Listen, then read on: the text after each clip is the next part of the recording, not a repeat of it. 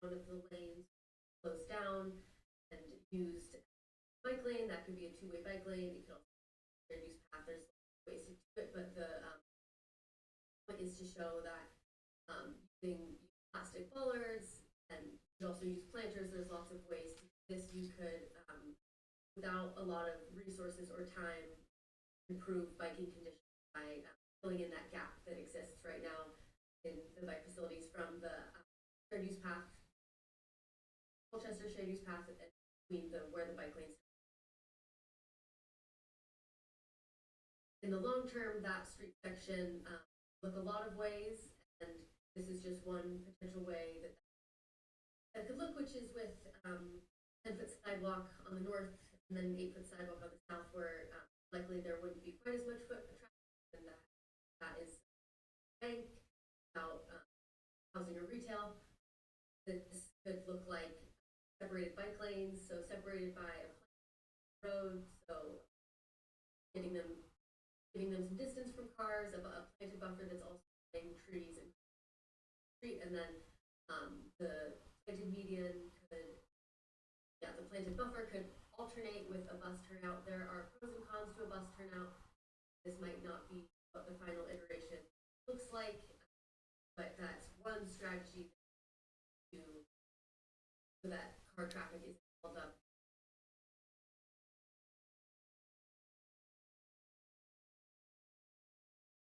Section 2 is between the two shopping.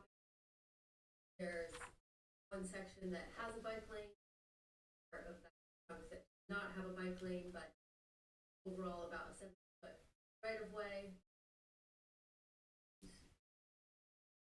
The part of that section does not have a bike lane, but even where there is a bike lane, it's not wide enough, it's not buffered enough from fast traffic moving along Pearl, and a lot of people feel that it's not a viable option.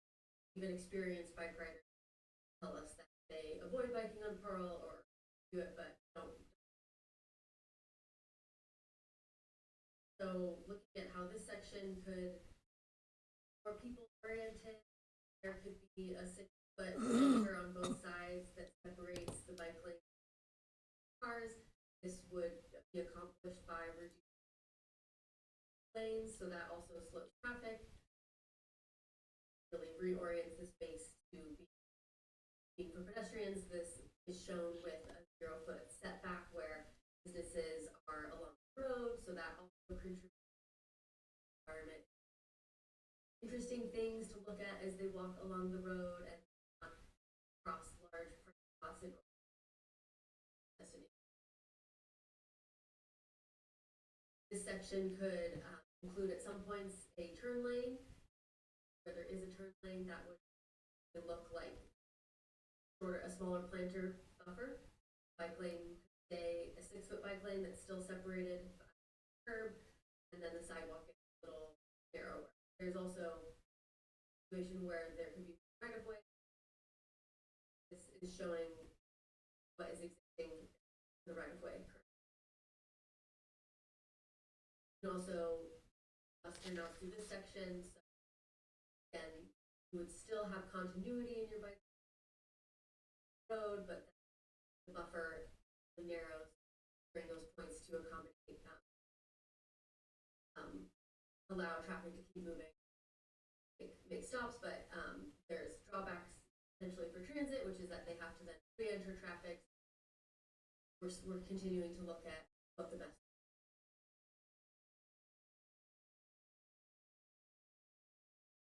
Section 3 is the most difficult in that the right-of-way narrower as you approach 5 corners.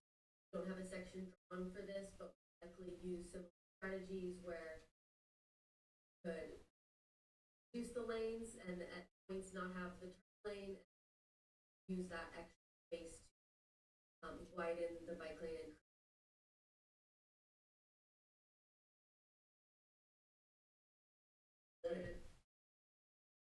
That's last. Their alternatives talk about the next idea. Wanted to have a things And like for,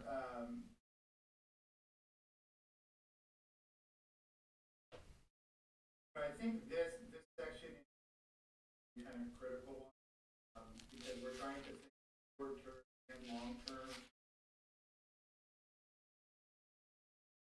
development. And when you look at how it's organized here, it's all organized. The next block close to corners has, but the shopping centers also have multiple. We can sort of channelize where movements rely more on the city. Use some turning movement as in steps over time.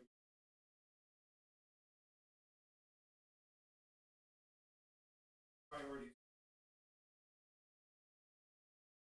have a huge impact in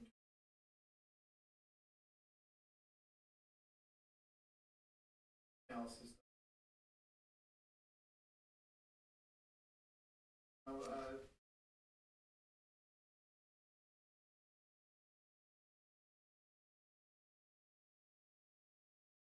for you.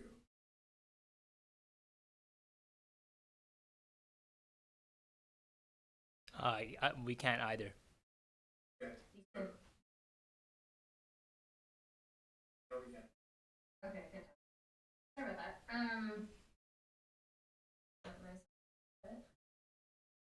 But yeah, the next key concept was around capital. Obviously, for you that I'm like, but one thing that of course we know talking that there are a lot of potential amenities that could be there. And so this concept is really sort of green swaths stitched together spaces when around the intersection and then around the crescent connection, and then creating more connections. I'll just add one more slide, which there's different ways to capitalize. When it first became that thought was that in some ways you could create certain movements across 5 corners and learn from leg to others. But you could do that in different ways. With radically Main Street, and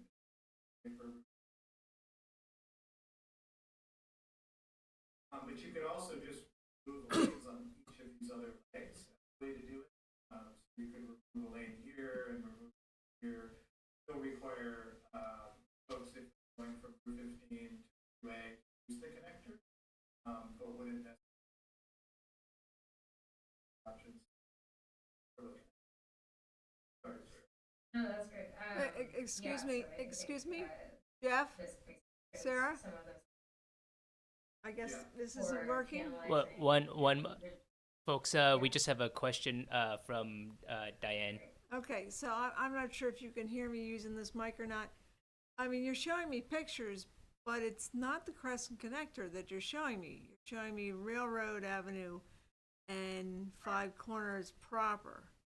So the connector is very much to the left of this picture.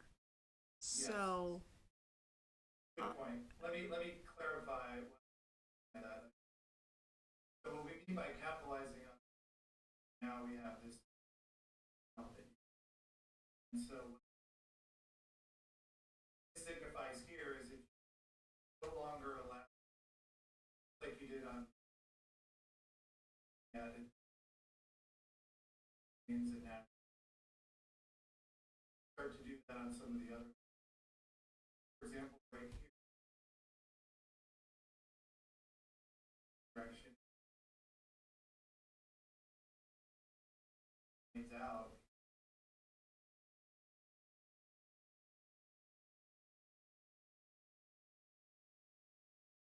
Widen sidewalk and pocket park.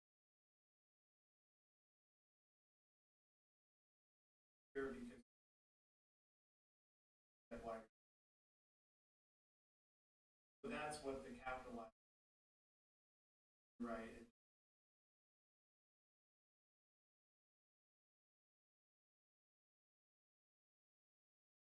I think you must have heard what, but,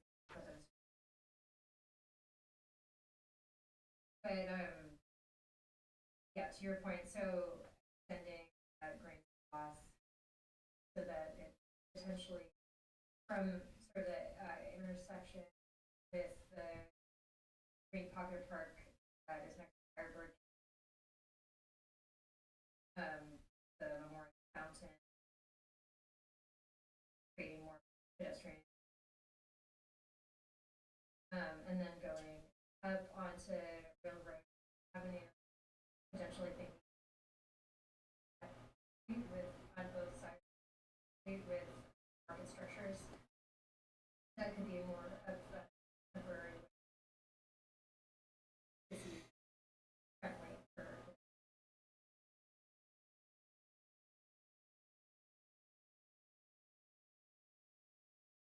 This shows it in as a crosswalk here, be eliminated, trying to activate activities which the Veterans Park, which is a very nice space, utilized as much block crossing. Really nice.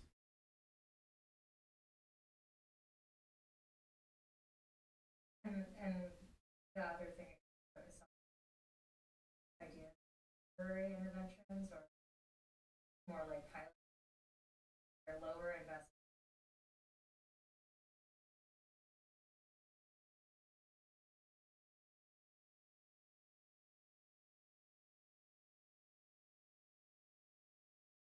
It just shows in more detail. First Street, and here right now, 4 lane, most of and never really very nice.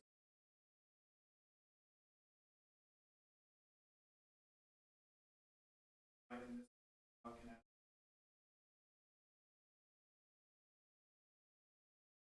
potential infill development.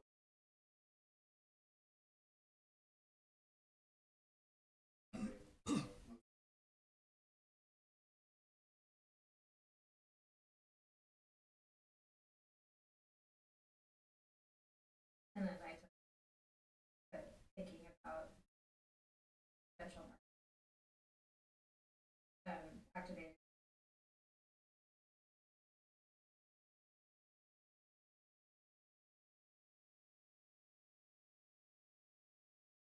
And this is just a rendering of some for that concept coming to thinking this green space having sort of at different. I don't know why it keeps turning on as well. But yeah, so thinking about pedestrian, especially when and having the responding. So I have a question. Yeah, I have the a, idea here is that the first floor retail model was done as a shed, but more or less. We've got a question over here from a planning commissioner. hi guys, this is Scott. So I'm looking at this diagram and I'm trying to figure out, so Maple Street's on the right, is that right? On my right? Yep, and then Main Street's in between the Pocket Park and the, Main Street got a lane. And this is all for the my question is, there's no parking on Main Street then? not on this side of. I think they're intended to keep it here, but that would certainly be. Yeah, I mean, you know, could have a little bit near sidewalk and parking, make up exactly what the answer is in terms of best use of space. sure that Well, it's just, there is none shown. one of my pet peeves is the angle parking on the Martone side of the street, especially as you get closer to the intersection, it's impossible sometimes to get around it. And, you know, I wonder if you've looked at the possibility of just having people park on Ware Road, who use that portion of Main Street. You know, in other words, walk around the corner. Yeah, absolutely, I know. And kind of contrary. So it's definitely something that we could,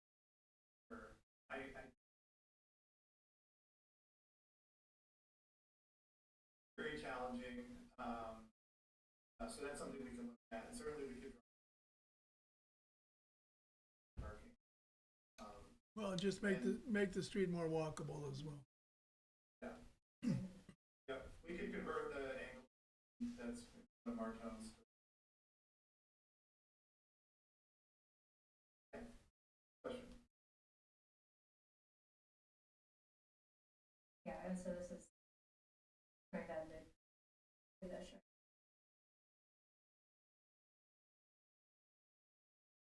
Sides and then the activate.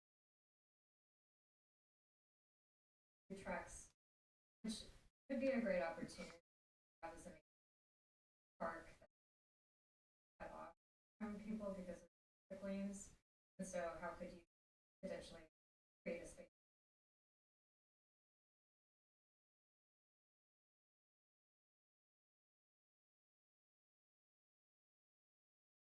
And this is just sort of how this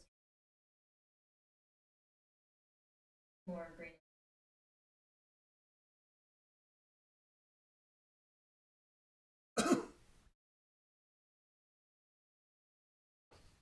Final April here, and again, this is, you know, pretty high level. I know it looks low because it's in the ball. We're at the shred, so we'll be fine tuning this and options. But I think the big takeaway is just capture more public space. And, you know, even if we did something like Chris said, probably a testing option, you know, where you could do something from, and if there is desirability, I think that again is that's, you know, long term. Sure, if really successful and that's the way to go, then there can kind of, you know, certainly going and doing some testing, both to see how it works, back from owners, residents. Similarly, I think we can test some ideas.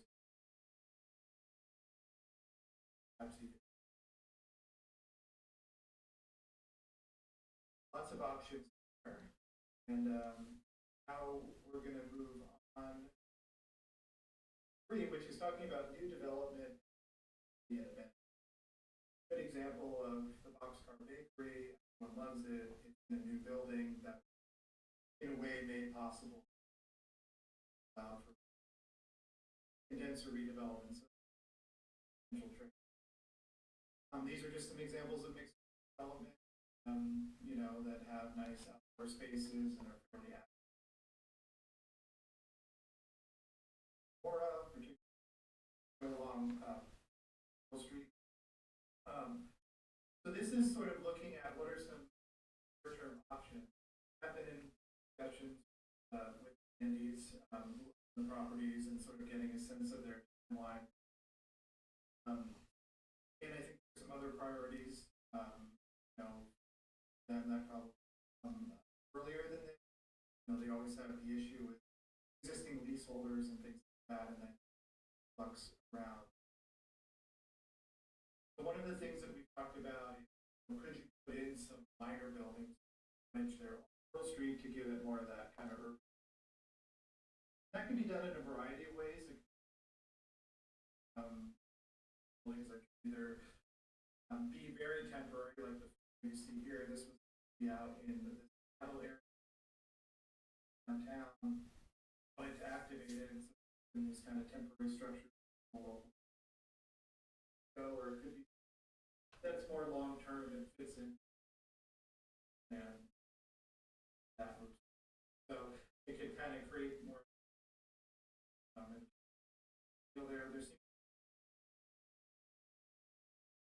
my sense is there's enough parking. There's some of the other parking areas with be really impactful if it moved forward. Looking long term, there's obviously an opportunity for redevelopment, and I think this is one of the areas we want to consider potentially. It was in place years ago, and it was updated. And I think there's an opportunity to sort of focus sites in the deeper parts. Maybe there's a shorter building or series of buildings that front on Pearl Street. Is sort of here. This is looking at sort of integrating plaza space, north, south, and east, west through these sites, with larger buildings, space, and have sort of more of an urban edges. We'd have to figure out. There's been some, I believe, senior housing there on the hillside there. Back, have I think nice kind of edge along the railroad tracks, and could be some opportunities to have some connections across properties back. Would require some coordination. And back to in streetscape stuff, we don't want individual cuts where we're having to provide through space that you have for. Over on the other side of the shop, I'm looking at again some mixed-use redevelopment concepts, maybe some opportunity for green space and parking towards the back. Be a nice amenity, provide more housing, just like there could be a lower section here along the street and smaller buildings.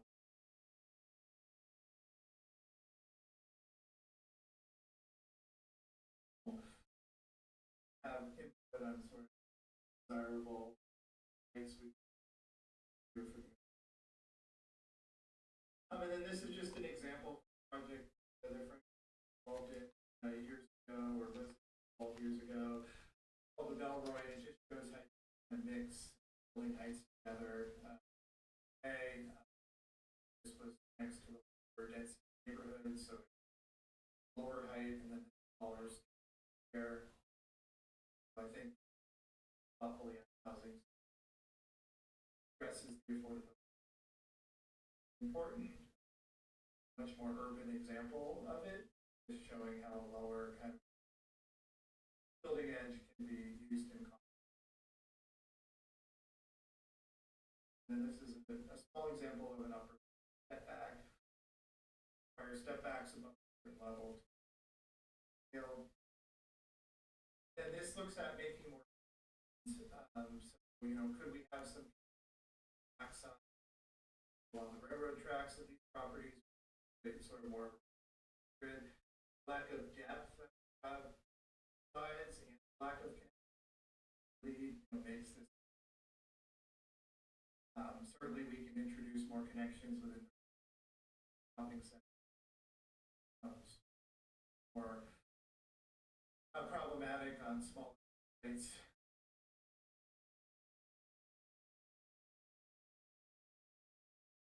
Looking at Hill Street, park one street. If you park one of the sites, walk around and not have to drive. Other, is there some shared parking? Idea we thought of the CDE is underutilized. Park. On the CDE, underutilized part of a parking lot. Employee parking, customer parking in areas, particularly if we're connection challenging this. Essex, I'll turn to you, Hope. Sorry, question before you move on. Can you hear me? Please, go ahead. Two questions. One is, if you go back to idea 3, it's a couple slides before, yeah, right there. Nope, next one. Next slide. Nope, sorry, go the other way. One more. Yes, so behind Post Office Square and Big Lots, you have a trail and green buffer. Is that a right of way, and how far does that go? Good question. I know this part is right away. I'm not really sure about this. Chris or Michael know that off? Sorry, can you put your mouse on what the part we're talking about? Down there where it says trail and green buffer. Well, that is going to be that's on the boundary between the railroad, railway property and basically where the pavement currently ends is where the end of the private property is, and it shifts to the rail. So my question was whether or not it's at all feasible to consider a bike path that way. Or is it just too cluttered and complicated? Well, I think it feasibly could happen as part of this development. Connection of what a question of, right? And I think part of it would almost be like a small linear park. Yeah. I think it remains to be seen whether these benefit that, and so maybe as dedicating those, that was there's definitely right away issues. Okay, one other question, and it's just sort of brainstorming here. I wonder if you've seen other communities use modular homes or modular construction for housing. Yes. There's a city out here called Bremerton, which we did some work for, weren't involved in the project. I could pull the example. They did a successful modular. I think the big piece of that one, that modular. Yep. So yep. Obviously, yeah, it is more prevalent. Yeah, we're talking about another venue about whether or not it would be more cost effective and affordable. Right. Yeah. Okay. Yeah, no, I think that's wise.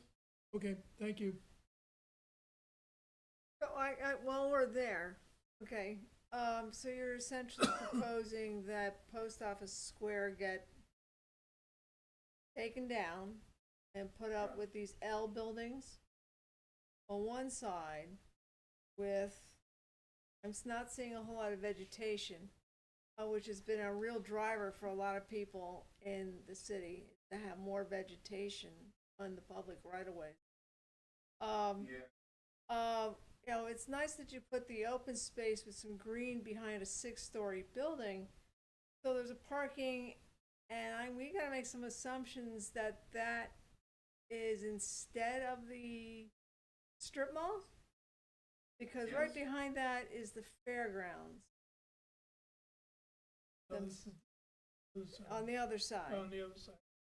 Well, yeah, I know the trail and green buffer are right next to the railroad. Yeah. And Roscoe Court doesn't exist anymore. It used to cross the railroad where it says trail. But Kinney Drugs is now there in that slot there. Yep, Kinney Drugs is there. So, we'd have to overcome the restriction of 6 stories. I'd like to hear your argument on that one. But dismantling somebody's business, both sides of the road, you give me some guidance as to how to talk to those business owners as to doing this. That would be interesting. Yeah. Well, certainly we don't want to and recognize that we have the discretion of the property owner, right? So we did talk with the property owner a bit about it, and this could take many shapes or forms. Take too much stock in the shape of the buildings or whatnot, but we did try to incorporate, here, but, in our more detailed concepts for the plan, we absolutely emphasize that more, and I think, the idea in my mind is that those businesses accommodated.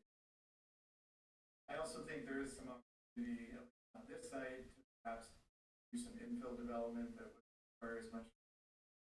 Having worked pretty closely with some of the previous owners, the sentiment I always got was that shopping centers very quickly, maybe even imagined to be somewhat temporary. Back when I began to get, I think, the 6-story. There's some different ways about that. I think one is that when you're looking just at like construction, tops out at 6 stories. You can go maybe a little bit higher, but when you get above 8 stories, you're getting power construction. Not something appropriate in the your desired, really expensive. So when you start talking about mid-rise buildings, cap it at 4 stories,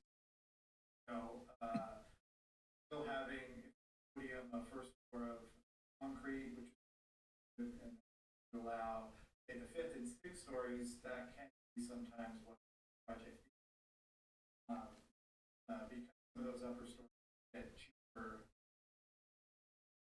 So that's a positive. On the downside, if you're not in favor of a taller building, like aesthetically, that maybe in contrast with Essex Junction's all about, and that I think there's ways to mitigate that, in terms of being prescriptive about where that can happen relative to right-of-way, having design standards. So I think what you would hear from the development would give now 4-story cap, they 5-story ready with. Sometimes when you combine modest affordable housing and some tax credits that are available, it can become even more feasible. I think those are some of the pros and cons.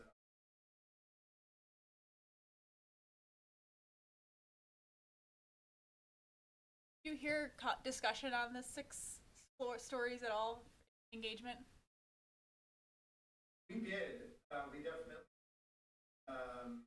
There were definitely some comments that were up. I would imagine there were some comments, but I'm not recalling any.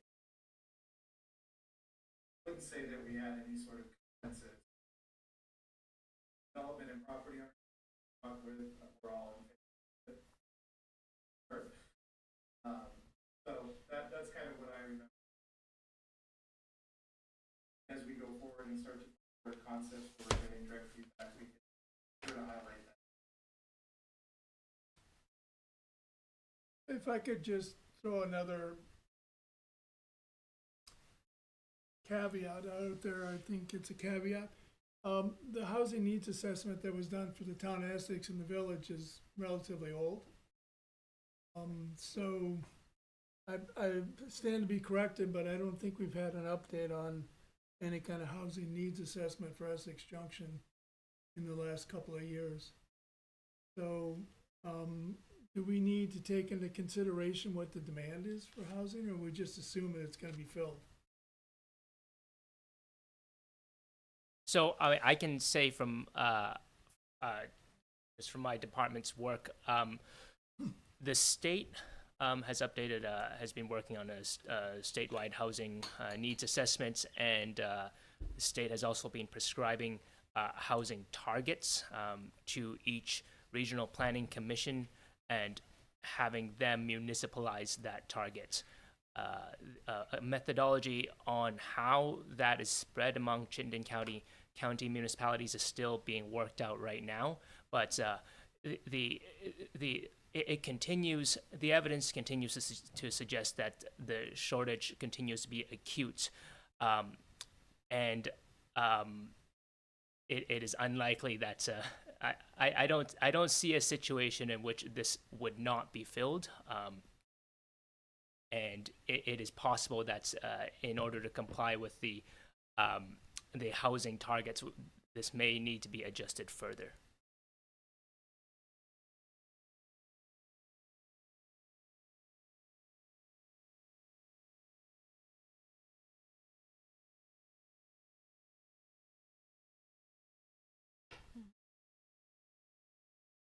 Report on this one?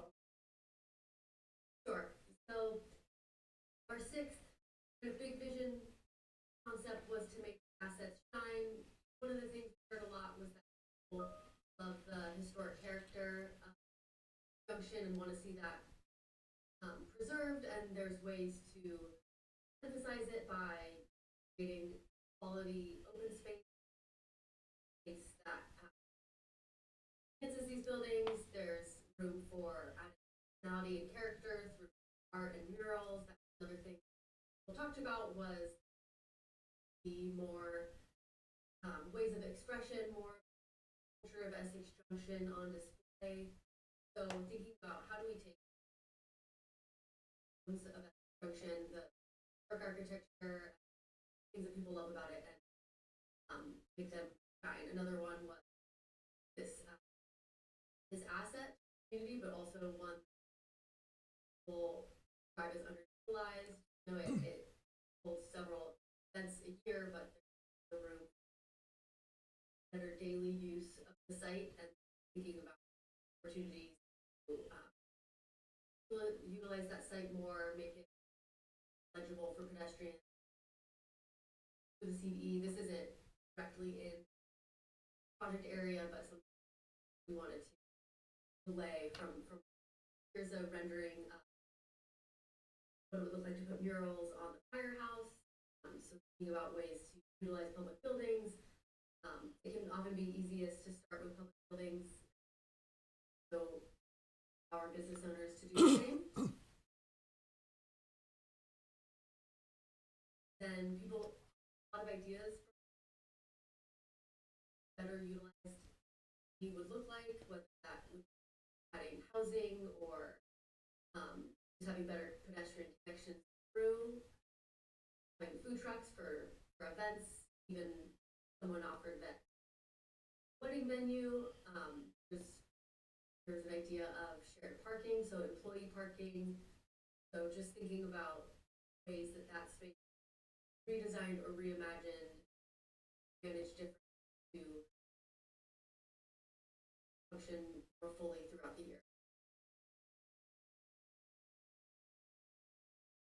Okay. The last one is,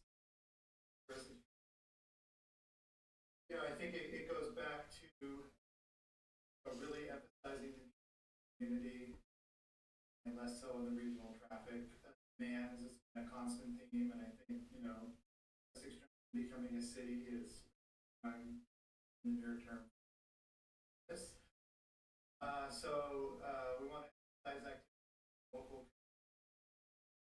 things related to the arts and culture, dining, recreation. We had, someone in our walking tour highlight that like Essex Junction kind of needs to express its soul in a more meaningful way. I certainly see some of that happening in the corner area. Some of the new things that are in there, but I think there's more opportunity.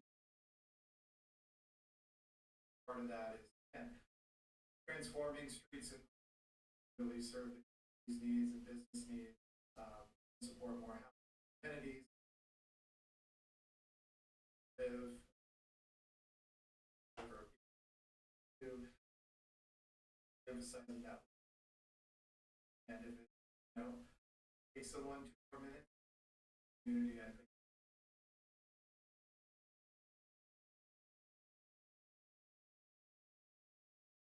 Now, just quickly, next steps. We have the written threat summary be public soon. We're going to start working now on a framework, the plan, including the vision, big ideas, overall diagram, highlights, that to get back from you and community. will be developing updates to once it's complete, helpful number of implementation strategies. I think we're starting to think about maybe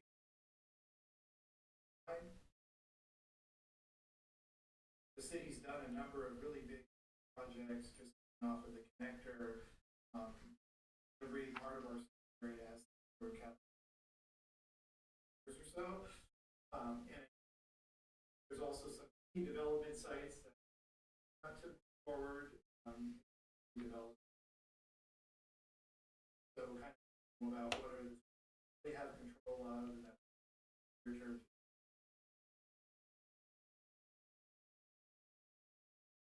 We don't want the plan to be, having to invest millions and millions of dollars in capital projects. Certainly that could be part of the strategy long term.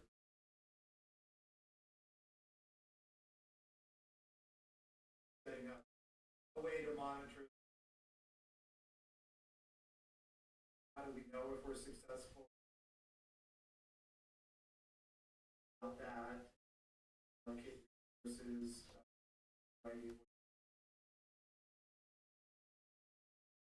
something that's hanging around that's communities.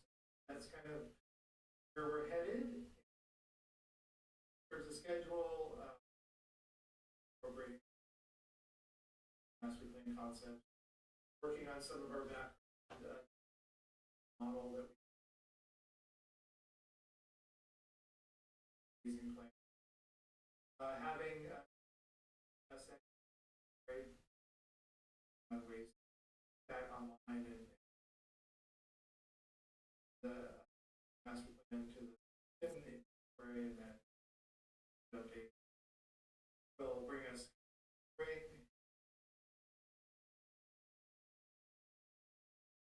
Thank you very much. Turn it back over here and user. Thank you. Anybody have any questions?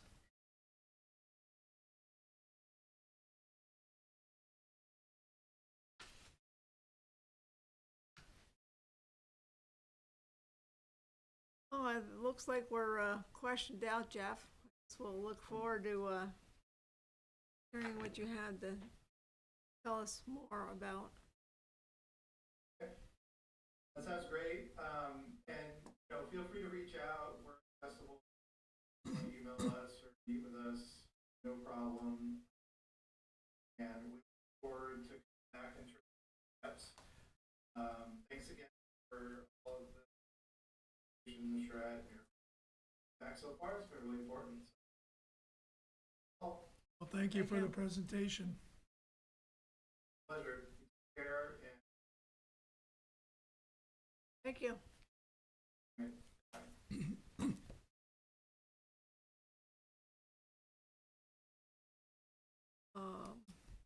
Well,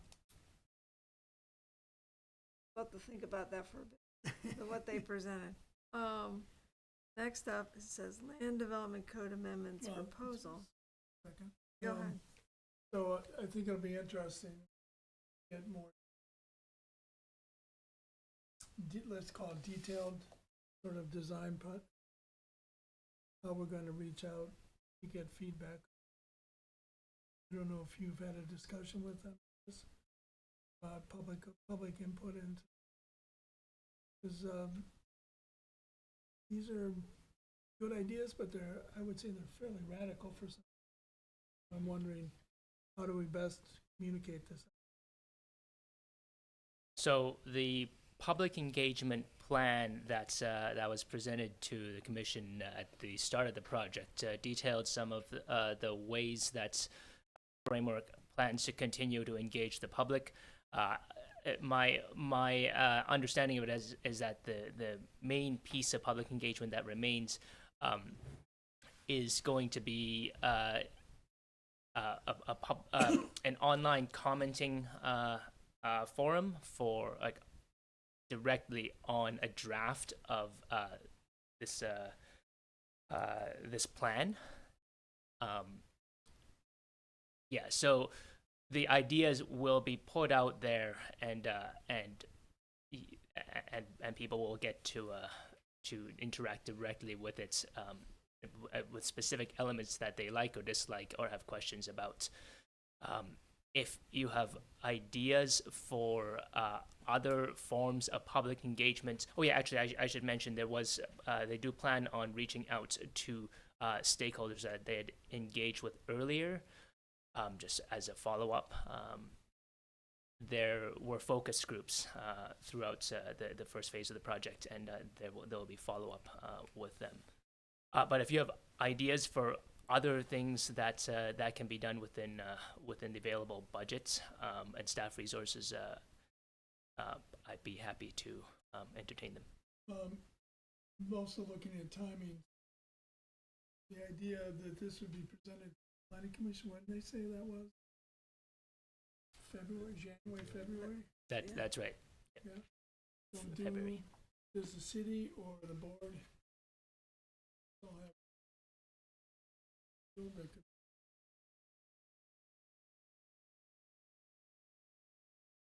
that could we don't have.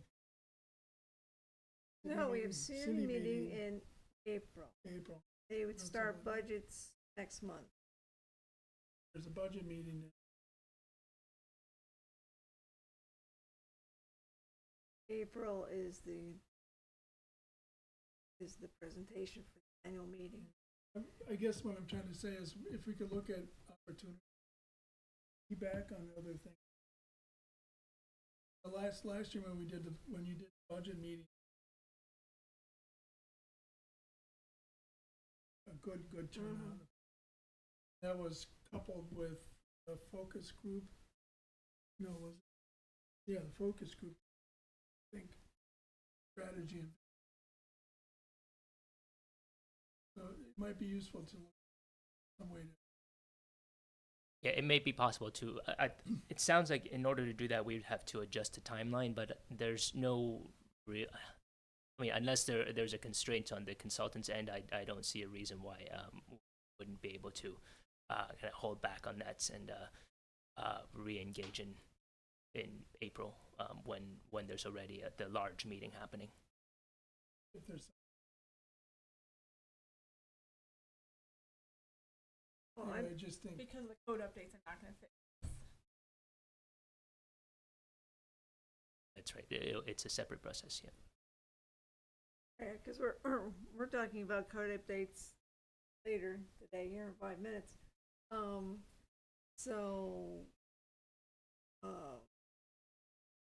Unless we want to entertain more code, and we had incorporated all the things needed to incorporate that the state required. But we'd have to go through another hearing process after that to do more code updates. We're already going to be starting the code, the hearing process. This we have a hearing, then the city council has, and their timeline, talking more code updates, I think might start when the city council is. But that wouldn't be us talking about, continuing to talk about. I'm also just trying to figure out. So in there was a presentation to the planning commission of the master plan for our approval. So then, does the approval go to the council, or is it approval of the? It's just the approval of the planning commission. The city council will be encouraged to attend as well, and they'll be aware of the process. There's no requirement for. Well, this master plan is not. It is neither the comprehensive plan or zoning by itself. Right. It's a guiding document. It's what comes out of it that will be bound by statutory requirements. Yeah, that's right. Yeah. I think we need to be a little bit creative. This is not a minor change. we're talking about fairly significant architectural and planning and construction differences, including lane changes along Pearl Street. So somehow I gotta figure out how to get public input.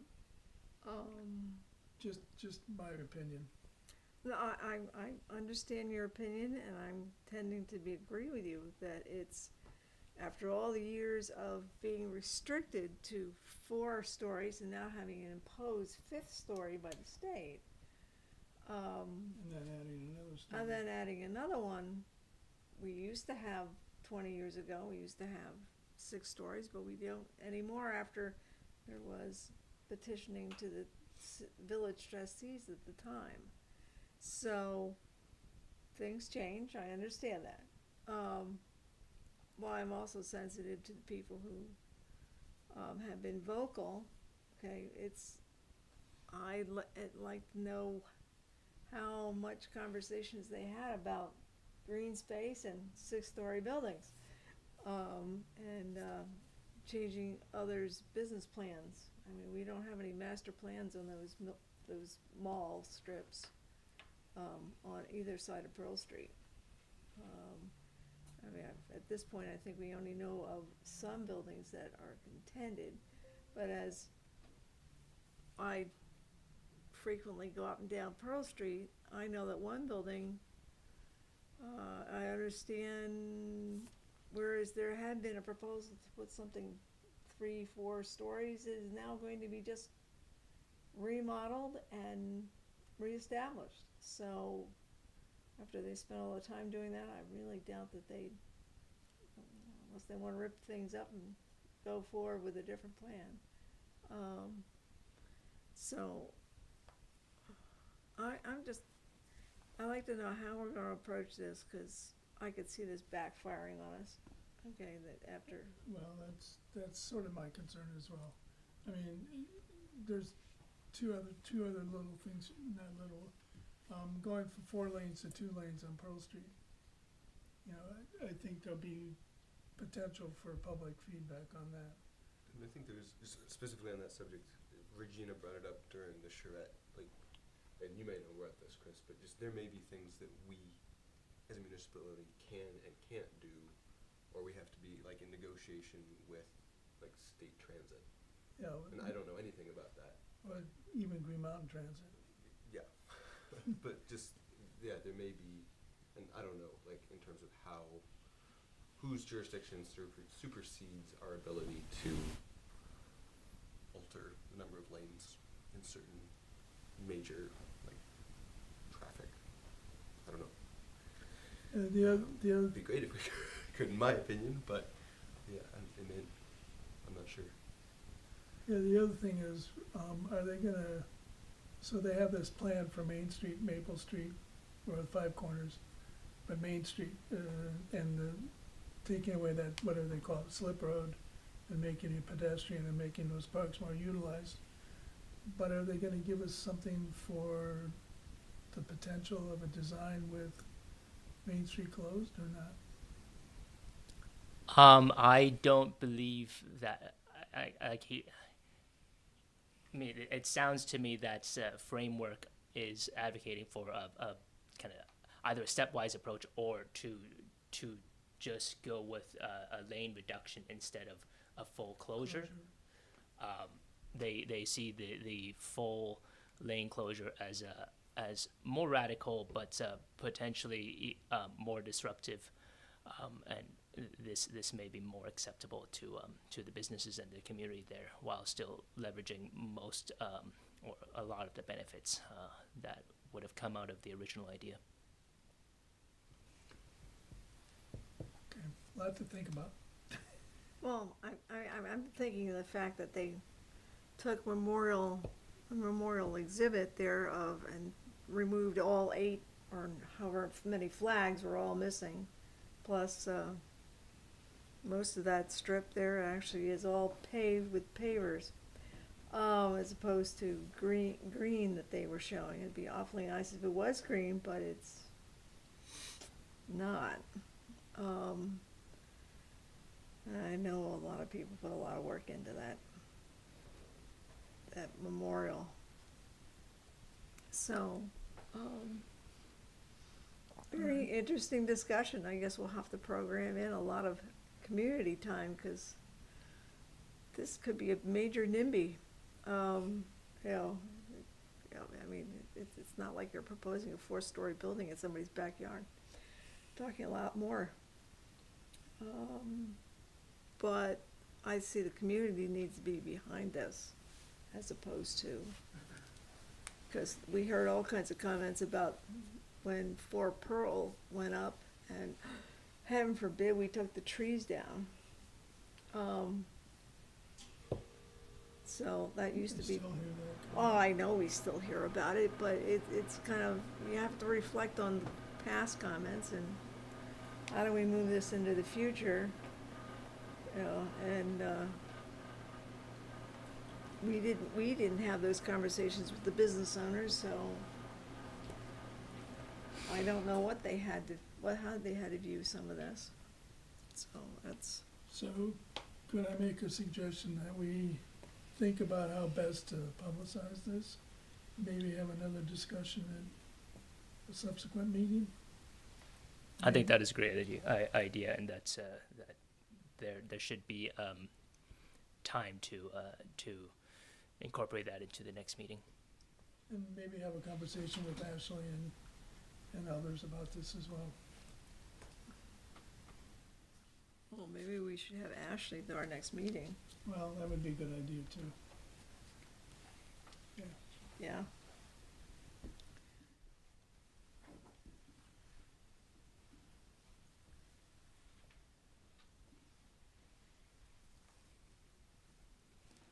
Okay, I'm done. Okay, you're done? I'm done. Anybody else? All right, well then, we'll move on then. Diane, I Yes. don't know if you want to, you may want to entertain any comments or questions from the public in person or online.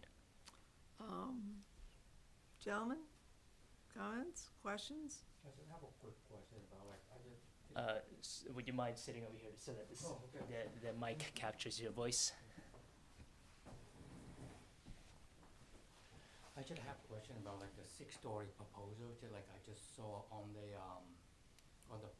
post office square. So, with the 6-story building, like behind the, like it's like they said, like a six-story high, like further away from the road, which is closer to the railroad. So, okay, so, but however, that side, I'm not a big fan of the 6-story building, but whatever the city decide, I support it 100% on that side. But however, on the opposite side, in the future, if there is 6-story developed on opposite side where the Planet Fitness is, and therefore it gonna, I'm not sure that's feasible for the fairground. When people go to the fairground, what do they see? The big, enormous building. That from the back of it, it's nothing. It's just like tasteful about it. So, just that's what I was thinking about, like 6-story building and like right in front of like the fairground and the backside of the building. So, but either way, whatever the city decide, I support 100%, no doubt, but it's just my opinion. Well, thank you. And Yeah. can we have your name for the minutes, please? Tan Tran. Thank you. I don't know, is there anyone online, Chris? There's one person online. They have not raised their hand or anything. Okay. I'll just say one thing, as a member of the Bike Walk Advisory Committee, any help or assistance that the commission could use just as far as public outreach and engagement, we could certainly serve as a filter. You guys have a lot of other work. We could possibly work as an intermediary when consulting the public. We're dealing with a lot of these similar comments and issues, and while we are singularly focused on advocating for a lot of what we saw there, we understand that you know, it's not the strict wheelhouse that that y'all are dealing with. So any help that you need, you can kick over in our direction. Thanks. Well, it's always good to work with you guys. So, well, it covers the public to be heard part. John, did you identify yourself? Oh, for I the did minutes? not. John O'Brien. Thank you, John. All right. And if anybody online has any comments, please unmute yourself. Looks like we do not have anyone online who wishes to speak. Well, people who view this later can always send us cards and letters and let us know how they feel.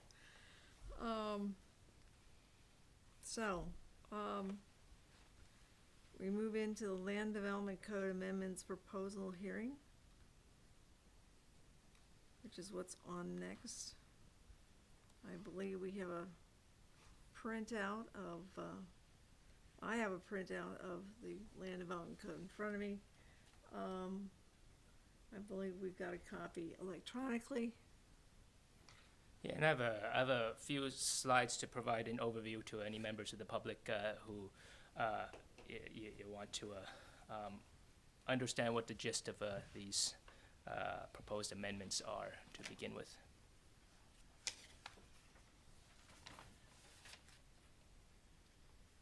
Diane, if you would like me to start with that, I can, or if you have anything that you want to discuss before, that can be done too. No, why not? You could start, and we'll have a great place to start with the discussion. All right. So I will be trying to go through some of these slides rather quickly. If there's any area where planning commissioners would like me to slow down, or you have any questions at that moment, just please say so. And I believe members of the public will be invited to provide comments at the end. So, as we mentioned, there's currently already the transit-oriented development master plan project underway.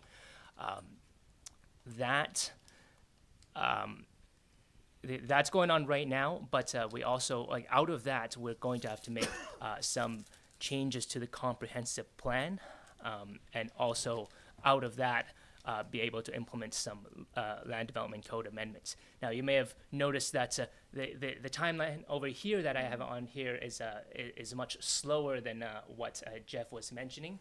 And that is because the comprehensive plan update has to be done by 2027. It will expire by then, so we have to make that change anyway. It makes sense to do that at once. However, there may be some outputs of the Connect the Junction plan that can be implemented earlier. Whether that is through one more land development code amendment process in the middle that doesn't require the comprehensive plan updates as a precursor, or whether that is other city policies or funding initiatives that we wish to pursue, that could potentially happen before the 2026 comprehensive plan update. Now, at the same time, we have this batch of land development code amendments that are really focused on technical adjustments and what I would consider to be minor fixes. These minor fixes, definitely when compared with what we're envisioning with the transit-oriented development master plan. So this second piece is what we'll talk about right now. So what are the topics included in these land development code amendments? In short, there are 6 themes. First of all, this all started with a rewrite of the sign regulations. There are some adjustments to residential density limits, both to meet the requirements of the Home Act and just to reduce known barriers to small-scale housing construction. There are some proposed changes to sites and dimensional and design standards for small-scale developments. These are focused on the 3 to 4 unit kind of developments. and changes to stormwater regulations. There's some proposals for the regulation of food trucks, and some corrections of technical inconsistencies. I'll dive into each of these sections. The tabs on the left will show you what topic we're currently on. Now, sign regulations. This was what spurred the need to start this round of land development code amendments in the first place.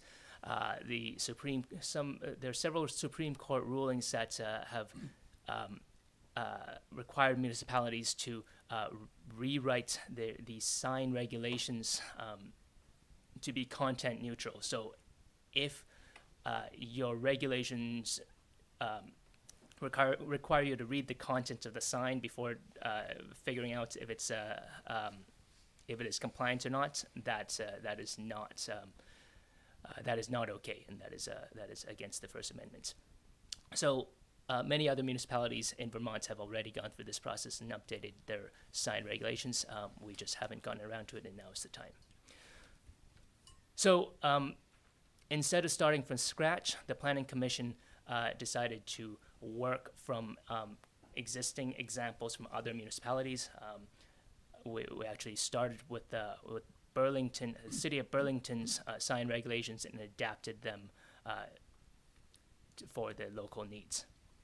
Part of the reason why Burlington's was chosen is because it was just more readable, and it was more visual than some other examples we had. And you see on the left, it's mostly text. There are some visual examples and diagrams that help guide the user to the sign regulations. I'd say some of the notable changes is just that signs would be now regulated based on time, place, and manner only. So there's still, as per the existing regulations, there are still regulations on the display of election signs, but this is instead this is about election period signs. So during the 2 weeks prior to an election, you can put out signs, but it can be about anything. So one other topic that was mentioned earlier, sandwich boards. Basically, for the most part, the proposed regulations mirror what the existing regulations are, but it relaxes them a little bit in saying that sandwich boards can be put out within 15 feet of a path, a pedestrian path leading up to a business establishment, instead of just 15 feet by their door. It does still say that they have to be put away when the business is closed, so there can be some interesting technicalities out of that in terms of stretching the definition of when you're open and closed. So actually, and the last point over here, I'm actually mistaken. Wall signs size has been slightly increased. The freestanding sign limits are exactly mirror what they currently are. If that is a problem, there's it is something that the Planning Commission may adjust if needed. But in terms of creating more of a pathway towards compliance for those for businesses that currently have are kind of abusing temporary signs but need the space to put up signs, I would say they may have an opportunity to do so with permanent wall signs, but possibly not have any more space using freestanding signs. So what are the implications on enforcement? Well, once this is done, once this is implemented, the city would be able to resume basically enforcement of sign regulations, whether or not this is a high priority. I mean, I think it depends on how chronic certain issues are. I think we do increasingly have a focus on trying to ensure that there aren't some offenders that just continue to be non-compliant forever. But of course, there are other, I think, more pressing issues that the Community Development Department will always be focused on, unless we receive specific direction from from City Council or from any of the appointed commissions to direct our efforts otherwise. And for enforcement, we already do have the power to do so, and would be able to issue tickets if to businesses and landowners that continue to be non-compliant. So that's it for signs. I'm going to move on to the section about residential density limits. There are some changes that meant to just meet statutory requirements of the Home Act. Also, some changes to reduce barriers to small-scale construction and to enable a smooth density transition between the city center and the R1 and R2 zones. So, as you should all be aware, the 2023 Home Act requires municipalities to allow multi-units, basically up to 4 units per lot, to be a permitted use anywhere there's water and sewer. That is most of our city. At the time, like right before the Home Act was passed, the city was already considering allowing triplexes, so it wasn't a major lift relative to that. But there were some zones that were overlooked. The MF3 zone happened to, actually right now it still says you can only have 3 units per lot. So that has to be updated. So in terms of establishing a sensible density pattern, I think it's good to think of the city in several pieces. There's these areas in red are areas that are currently zoned for kind of higher densities, and the area in the middle, of course, is the village center zoning district. So then we have these areas in orange, which represent the areas that 2 zones. It's really the residential office zone and the MF multifamily 3 zone. These were always intended to be transition zones that are kind of like partway between the high density of the city center and the residential lower densities further out. And then there's these lower density residential areas.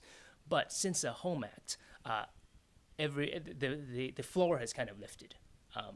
You would now you're allowed 4 units everywhere, as long as you can fit it within the other dimensional requirements.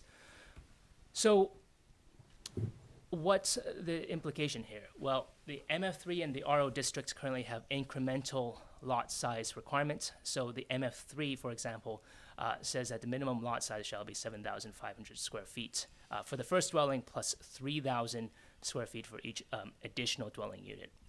And that means for a typical 10,000 square foot lot, you would only actually be allowed 2 residential units. This requirement doesn't exist for the R1 and R2 zones, so I mean that's how the way it's written right now. There's you actually get a drop in density in between the city center and these outer areas. So these LDC amendments would remove this incremental lot size requirement. And there's several reasons why this is why the Planning Commission has thought through this and thought of this as a potentially a good idea. First of all, we are in a housing crisis, and any help in alleviating the barriers to small-scale housing development is likely a step in the right direction. This pattern doesn't make much planning sense to have the lower densities in between the downtown and the outer areas. And third of all, there are many properties that already exceed this limit in these 2 zones. First example over here, 4 East Street, pretty close to the city center, just a short walk from the 5 corners. It is in the MF3 zone. Lot size is about 6,500 square feet. So it currently, this is what it looks like. It currently has 2 units, that's grandfathered, but under the current regs, it would only allow for 1 unit. Example 2, this one nearby as well, about 9,000 square feet. has 2 units, and also you'd only be allowed 1. Across the street, 11,000 square feet. This one actually has 8 units. Oh, actually, there might have been the picture is, I didn't have the right picture over here. It's a square building. So this picture is actually the 8-unit building. But anyway, 11,000 square foot property currently actually has 8 units. The current regs would only allow 2 units. And to be clear, the proposed regs would only allow for 4 units.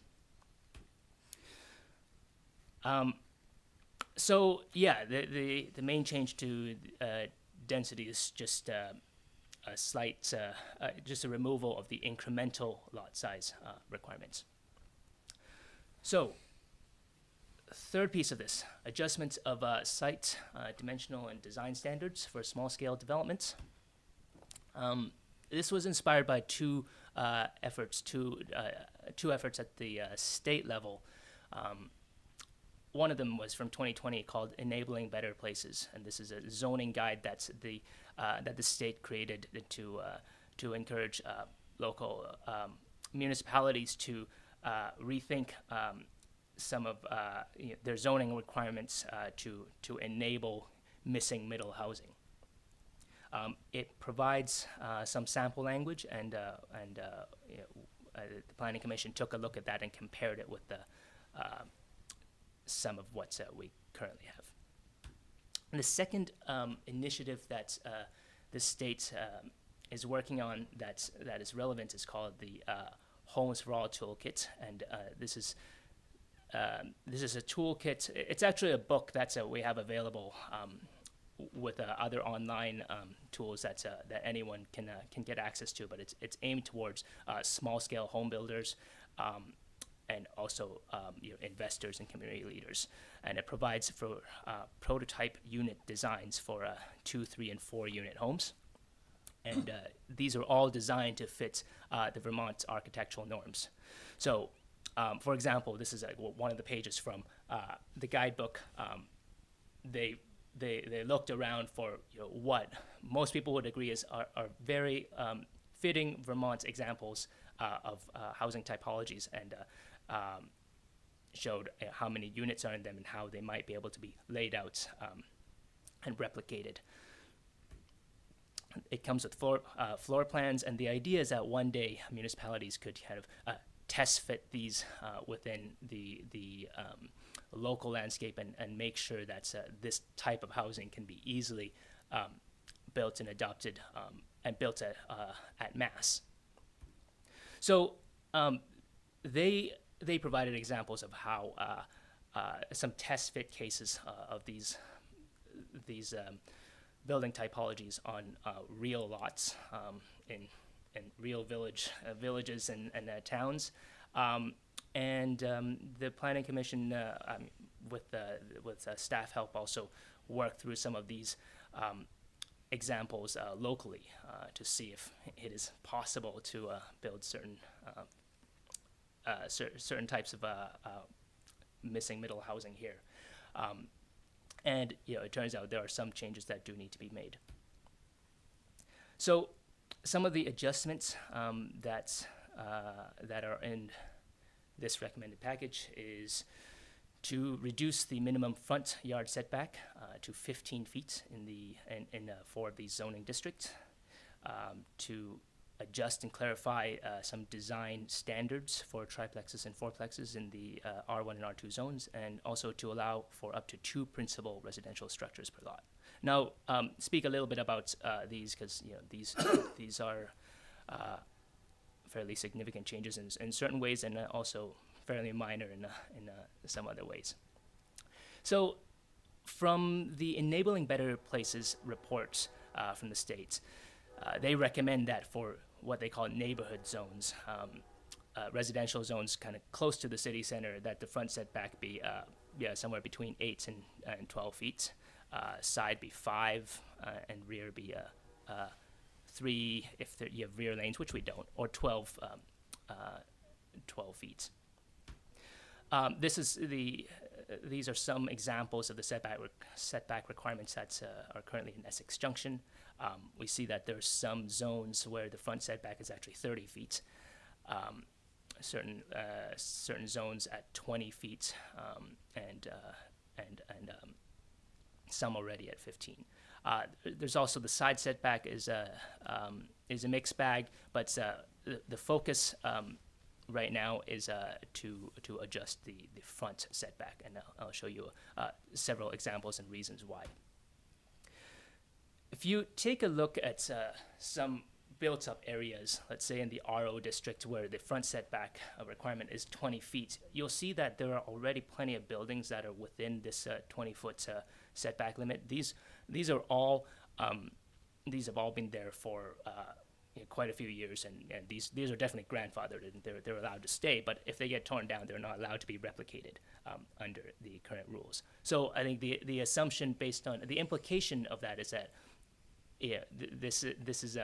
this development pattern is not what is desired and to be replicated. But if you take a look at what it actually looks like from the street, I think this is what Essex Junction residents know and understand and see as a pretty normal streetscape that is accepted. So that's the RO district. Here's an example in the MF3 district. Front setback requirement currently is 30 feet. There are certain buildings, there are certain parcels where half the building is would have to be chopped off under the current standards. Yeah, this is what it looks like in the front. I think people are pretty used to it. It likely makes sense to just at least adjust the regulations to allow what's currently there. So yeah, the proposed amendments would standardize the front yard setback to 15 feet. And there are several good reasons for this. First of all, just to allow for pedestrian activity and the connectivity of the street that is closer to the sidewalk, but also to encourage parking to be located at the side or rear. Once you have a large setback, you're basically asking for people to put parking in front of their buildings, and that might be against some other goals that the city is going after. So special design standards in the R1 and R2 district. Currently, there is a language in there saying that parking shall not take up more than 30% or 20 feet of the linear frontage of the lot, whichever is less. This was added in 2023. I mean, this was added in the last round of land development code amendments, which started allowing for the fourplexes. And I think the idea was to prevent a situation like the lot on the right over here, where you just have a giant driveway right in front of the house, and all you see is cars instead of the actual house. So well-intentioned, but this is also actually impossible for basically multi-unit homes, because if you're saying for most lots that are not that wide, you're saying that you have to be under 20 feet, which would be 2 car widths, or in some cases you would only be allowed 1 car width, and you're asking people to be able to park 1 car per unit. So yeah, it's physically impossible in many cases, and the Planning Commission has come up with some adjustments that may kind of get at the intention of this design standard, while opening up opportunities to actually make this happen. So what came out of this originally was to break this up into 3 areas. Area A is basically from the street to 3 feet beyond the property line. Area B is anywhere between the 3 feet beyond the front property line and the front of the building, and then Area C is anywhere behind the front of the building. So in Area A, this piece is a little bit in flux, but it started by the starting point was that the driveway should be 20 feet max. basically no matter what. You'll see there's some adjustments to that. Area B, not more than 30% of the frontage should be parking. And area C, not more than 30% can be dedicated to parking unless it's screened from view. So if it's screened from view with either behind the building or with some bushes or a fence or whatnot, these regulations would allow more of that area, more width to be dedicated to parking. The intention is to enable something kind of like this, and ideally to encourage something like this where the parking is at the side or rear. I'll speak a little bit more about this 20-foot driveway maximum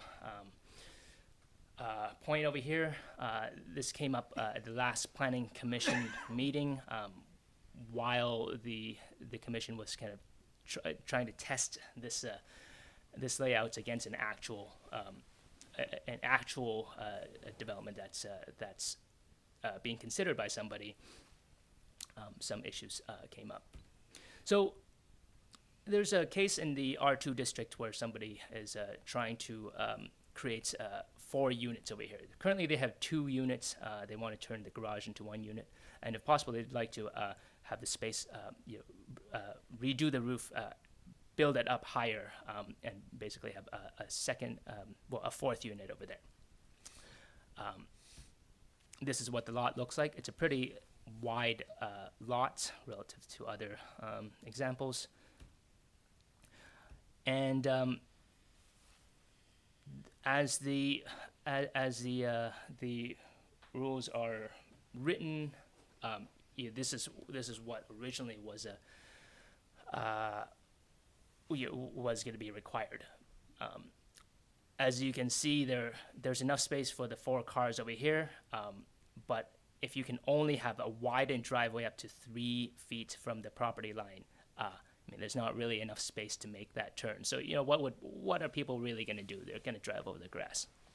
So there was some thought that perhaps in cases where you have a lot of width, so this can still be under 30% of your frontage, where there's no sidewalk over here, so the impacts of pedestrians are more limited, and where you are building basically 4 units, there was a thought that this should be allowed. Basically a wider driveway in these very limited circumstances, mostly circumstances that would not be replicated elsewhere, because where there's a sidewalk, this would not be allowed. But there was a thought that if the impacts are relatively low and in limited circumstances, maybe this is fine. And that's currently what is written into the LDC amendments. I understand that there are some members of the Planning Commission that would like to discuss this further, so this topic may come up, in 15 minutes or so for further consideration. The last point here about design is allowing up to 2 principal structures per lot. Currently, if you are a single-family home, you can have an accessory apartment, and it can be detached. But since the Home Act, you're now actually allowed to have a 4-plex, so basically 4 units in one building. But this case came up. This is a real case. Somebody asked if they could do this, and we had to say no because existing regulations did not allow it. They have an existing duplex, and they have an existing garage which has space above it as a 2nd story. They wanted to convert that into another unit of housing. But you cannot have an accessory apartment that is accessory to a duplex. By definition, by state, by housing finance definitions, and also as is written in the municipal regulations, accessory apartments can only be accessory to a single-family home. So this would have to be considered a 2nd principal structure, which is not allowed. But interestingly, if this is what they wanted to do, if they did this, if they connected it with a third unit and it was one structure, then this would be allowed. So in some ways, this doesn't really make much sense.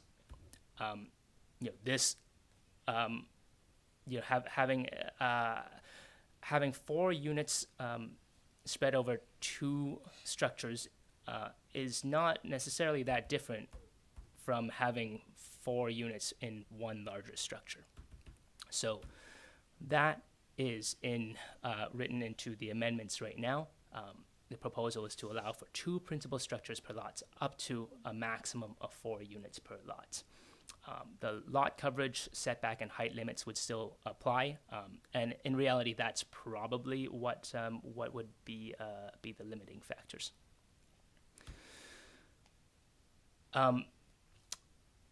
So there's also some. This one's really short. I mean, changes to stormwater regulations. The city is considering creating a separate stormwater ordinance. So the regulations relating to stormwater, some of them are being moved out of the land development code. I don't have much to say about that over here. Number 5, food trucks on private property. Currently, these are allowed wherever restaurants are currently allowed, but they are permitted as temporary uses. So temporary uses cannot be in place for more than 6 months per year. But the city just has not been strict on this since COVID.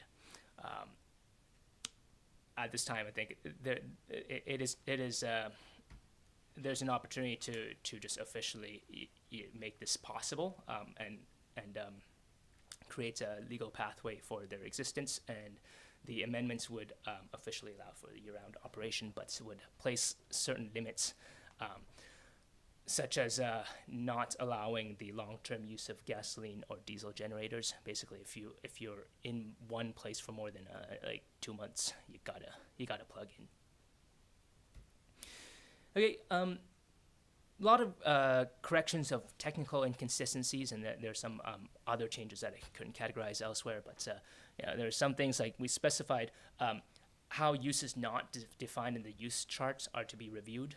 Currently, if a proposed use, if you have a creative use that doesn't fit within the use table, you can't. I mean, it doesn't say what you can do. So this says that it would be reviewed as a conditional use, which would be under more scrutiny, but it would still be possible. One change here, which may have some significant implications, just in terms of smoothing out the development application processes, to allow for administrative review for triplexes and fourplexes. Right now, single-family homes and duplexes are administratively reviewed, but anything above that needs to go through a full site plan approval, which means they have to do it. They have to do a landscaping plan with a certified landscape architect. They need to do a traffic impact study, all sorts of complicated engineering work that's may be an impediment, and it's just not practical for a lot of small-scale developers. As a result, there's actually been most of the triplexes and fourplex applications we have received have just been conversions of existing buildings without an addition. So this should smooth that out a little bit. There's provision to enable the use of planned unit development review for proposals involving multifamily structures.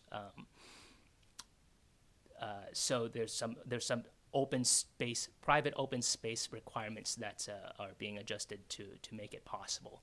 Currently, this is only you can only use this process for kind of single family homes spread over a lot of area.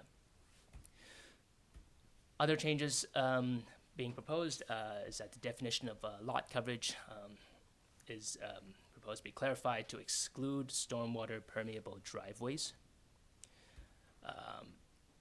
There's a change that would remove the limit on unrelated persons living together in the same dwelling unit. Currently, you can't have 6 friends live in the same house, technically, unless at least one of them are related, because right now the limit is 5. So this is actually required by the state statute now anyway, since the latest housing bill.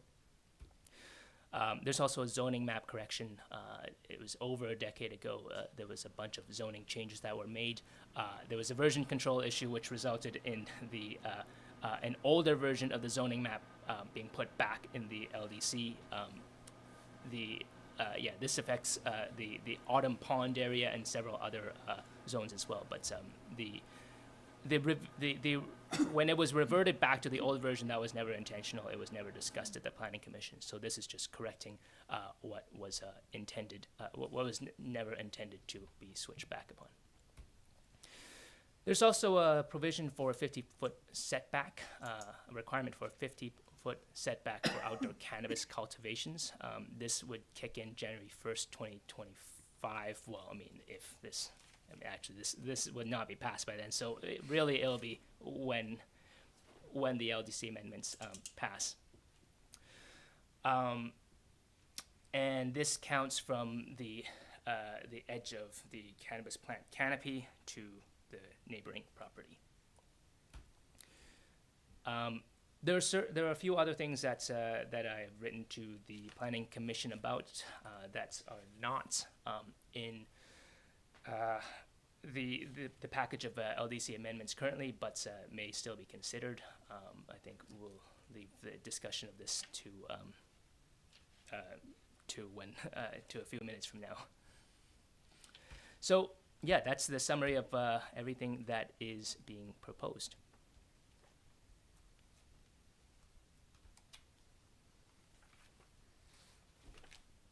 Okay. Sure, go ahead. Once again, my name is Tan Tran. So I'm here, the reason why, the main thing I was here today because the same was born. So I currently own the jewelry store right at the Essex Junction. And I've been flagged before I got scolded for leave it out overnight. I broke the rule, so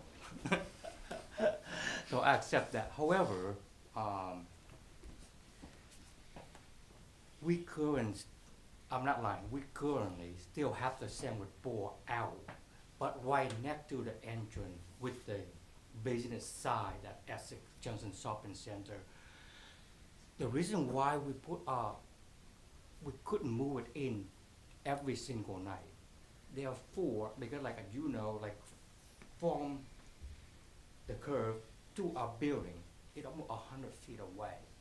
So in the winter time, to drag that sandwich board in, I consider it like safety issue, number one. Number two, like, this is not an excuse, this is a circumstance. Both our employees are not in the great health. So therefore, because we put our sandwich board out there, we cannot buy the cheap one. We have to buy the heavy one so the wind won't blow it out into the road. So therefore, it's harder for us to drag it in. But like, you know, for the business, like, you know, 15 feet, 20 feet from the curve, so it's easy to bring it in and out. But for us, like 100 feet, that a little bit further away. And that one, and number two is, that you mentioned earlier with Planet Fitness, they open 24/7. So if they decide to open, they put the sandwich board out there, therefore, they open that, they're out open, so how can we address that? However, I was thinking, if we allow to put it out overnight, so example, you know, we're not gonna do it in the winter time, when the plow, we set up from like after the holiday until April, that we not gonna put the sandwich board out there. We can put in like doing like, you know, like, I said, you know, like after the snow, like we don't have to like drag that thing over the snow to bring it in, so. And I really appreciate that the commissioner relaxed about the size of, you know, the increase the size, you know, for allow business to like, you know, to make broader size, and we really appreciate that. And we talked to one of my employees, like really appreciate that, you know, the commission did relaxing on that, but we asking for relaxing a little bit more. To take, you know, us into consideration about, like, you know, Assam report, you know, before I got the ticket, so, before I got fined, you know, so I need to find some solution for this, and will be much appreciated. Well, thank you for your comment. Thank you for letting me be part of this. Really, really appreciate it. Okay. Thank you. John, do you have any comments before we get started? Okay. All right, so we're gonna get started. So, not only do we have your additions, but I've got a bunch of grammatical pieces in here. I really dislike typos and things, so, I do have them here, I do have the pages, you know, marked. So that, I'm willing to share my print copy here so that I can get fixed. I'm sorry, it's just, it's the old editor in me, just, it bothers me to see those things. There's a few others, because I was looking at a different copy than this. So I might have missed a few, but, I think I got most of them. So, we need to discuss, I guess, what's in here. We can either go page by page, or we can go pieces by pieces. Chris has provided a 6-page update. He provided a presentation. We had the parking discussion last meeting for the examples, which was kind of interesting. They actually problem solve with the owners. We get a real live example for how our regulations might work. So, where would you like to get started? Could I ask a clarification question? We've already had discussion on the LDC requirement, or changes, in over several meetings. So my understanding is the discussion would be for any issues that arose tonight, plus any other outstanding issues, for example, the 20 feet or less than 30% of the frontage. Is that correct? We don't have to discuss everything in the changes again. No, We've already done that. And I would also say that if it's grammatical errors, if with your permission, those I can add those in afterwards without further discussion. That's why I've got them ready for you, Chris. Yep. Because it's, generally in the past, we've just said, let's fix the grammatical pieces and just, minor Yep. technicalities. So it would seem, just in terms of like thinking about our agenda for the remaining periods evening, it would make sense to me to take your memo, because you've highlighted some key things that aren't there that we should discuss. It also has some things that are in there that we wanted to discuss further. Go through that. If there's anything in addition that any commissioners want to bring up related to this, we can talk about that. We can hear from the public, because this is our opportunity for that. And then at that point, hopefully we have something that we can then say, this is what we want the commission to move forward to the commission, correct? Yes, that sounds right. So what are the topics then that we're planning to discuss? One is signs. Or I guess page 85 for Chris's memo. And if you don't, if you want a paper copy of this, I do have a. You have the 6-page. Yeah, this is the 6-page memo. Anyone need it? Yeah, I'll take one. Thank you. Most of these are relatively straightforward. I can give you an overview, and my guess is that most of them you'll probably agree with. But Diane, with your permission, I can I'll go through Let's this. run through it. Okay, so so additional issues to consider. The I actually titled this wrong. It's not. It's not really about impervious surface or lot coverage. This was a holdover from a previous version of the memo. It's actually about the definition of hard surface. There's just a discrepancy between what hard surface means, whether or not gravel is included, and for the purposes of accessibility, and because it was just always meant to be that way, there's a recommended update to not consider gravel to be a hard surface. So, you know, if you want a wheelchair accessible spot, yeah, it should be paved. Okay. Any questions or just comments about that?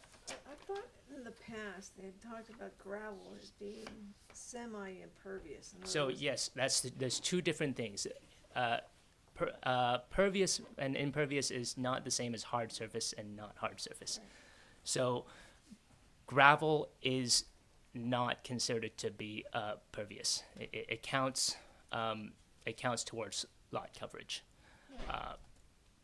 Unless the only way around that is if you use special pervious pavers like what's on the Crescent Connector parking lots. Those, if you take a bucket of water and pour it in there, it just soaks right in. So yeah, that's that. This was always intended, I think, in terms of the parking section. Yeah, this would just be fixing this inconsistency. Number 2 over here is about the application requirements for basically triplexes and fourplexes. So about street trees, basically about landscaping plan requirements. There is no landscaping plan requirement for single-family homes and duplex right now, and all of a sudden, when you go above that, you need to spend 3% of your construction budget on landscaping. You need to hire a professional landscape architect. I mean, that's part of why it's kind of impractical right now to do this kind of small-scale development. With the change of if we start treating triplexes and fourplexes as the same as single-family and duplex, there wouldn't be a landscaping requirement. It's based on my conversations with the tree advisory committee, it may be feasible to just have a kind of a middle ground over here where you just have to put in street trees, no specific requirements. Otherwise, we do know in most cases people do put in other landscaping, but to not have that tied to an approval that cannot be changed, and that is what is being, that's the wording that is being proposed over here. Okay. I also added in a potential requirement for a professional land survey, especially if people are building close to lot lines. This is to prevent potential encroachments that could become problematic. Number 3, footprint lots. So this is kind of an odd one, but it has occurred to me that we're actually getting more and more of these, and as are other Vermont municipalities. For some reason, it's now difficult to get housing finance unless there's physical real estate associated with your condo. So it's quite common to see these condominium developments where there's the shared area, and then each home is parceled out as a like the land under the physical land under the home is its own lot assigned to that person. So this would clarify that is okay, but we don't consider that to be for the purposes of zoning. So like in terms of lot coverage, setbacks, and whatever, you would be looking at the lot as a whole. This language was copied over from Williston's bylaws, and they just added it less than a year ago. But they have always, as has Essex Junction, always been approving these, especially as a part of PUDs. That they have been quite common. But also, if there's a desire to allow more triplexes and fourplexes, which are not going through the PUD process, there may be a desire to establish footprint lots there. Okay, parking. curb cuts and special standards, that is the item that I don't, I mean, I think this warrants a little bit more discussion if some planning commissioners want to discuss it. Details are written out over there. I think I will not go over this anymore. And then fire access, this was in consultation with the fire chief. He wants to make sure that if there's going to be a second building on the lots, that it is either accessible by fire truck or has a sprinkler system. All right. That's it.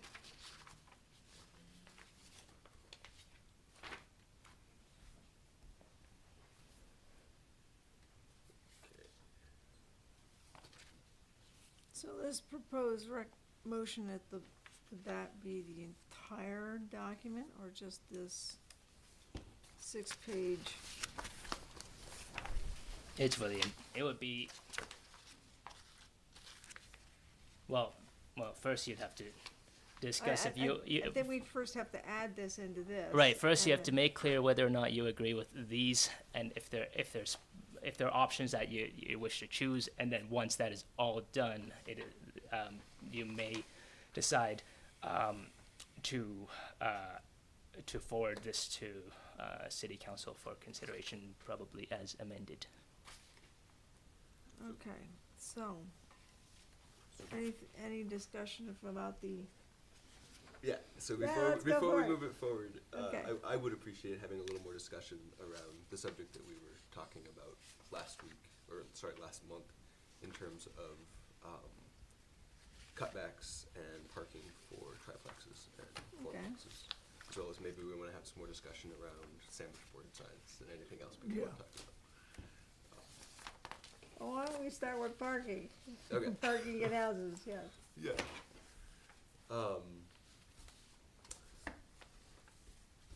I guess after last month's discussion, while I appreciate the pragmatism of the approach that we settled on, and that Chris fabricated for us, I do appreciate these 3 alternative scenarios, or more nuanced scenarios that we've been provided. And I guess for the reason that I reached out to Chris with just wanting us to talk through it for just a few more minutes, was something that was brought up last time in terms of, while there aren't sidewalks everywhere currently, and there is no concrete plan for specific sidewalks to be added in the junction, thinking long-term about adding more pedestrian infrastructure, do we want to kind of set up, I don't know, do we want to kind of have that long view? And I think, too, just thinking about, like, I don't know, during our discussion, I walked around our neighborhood and just looked at driveways.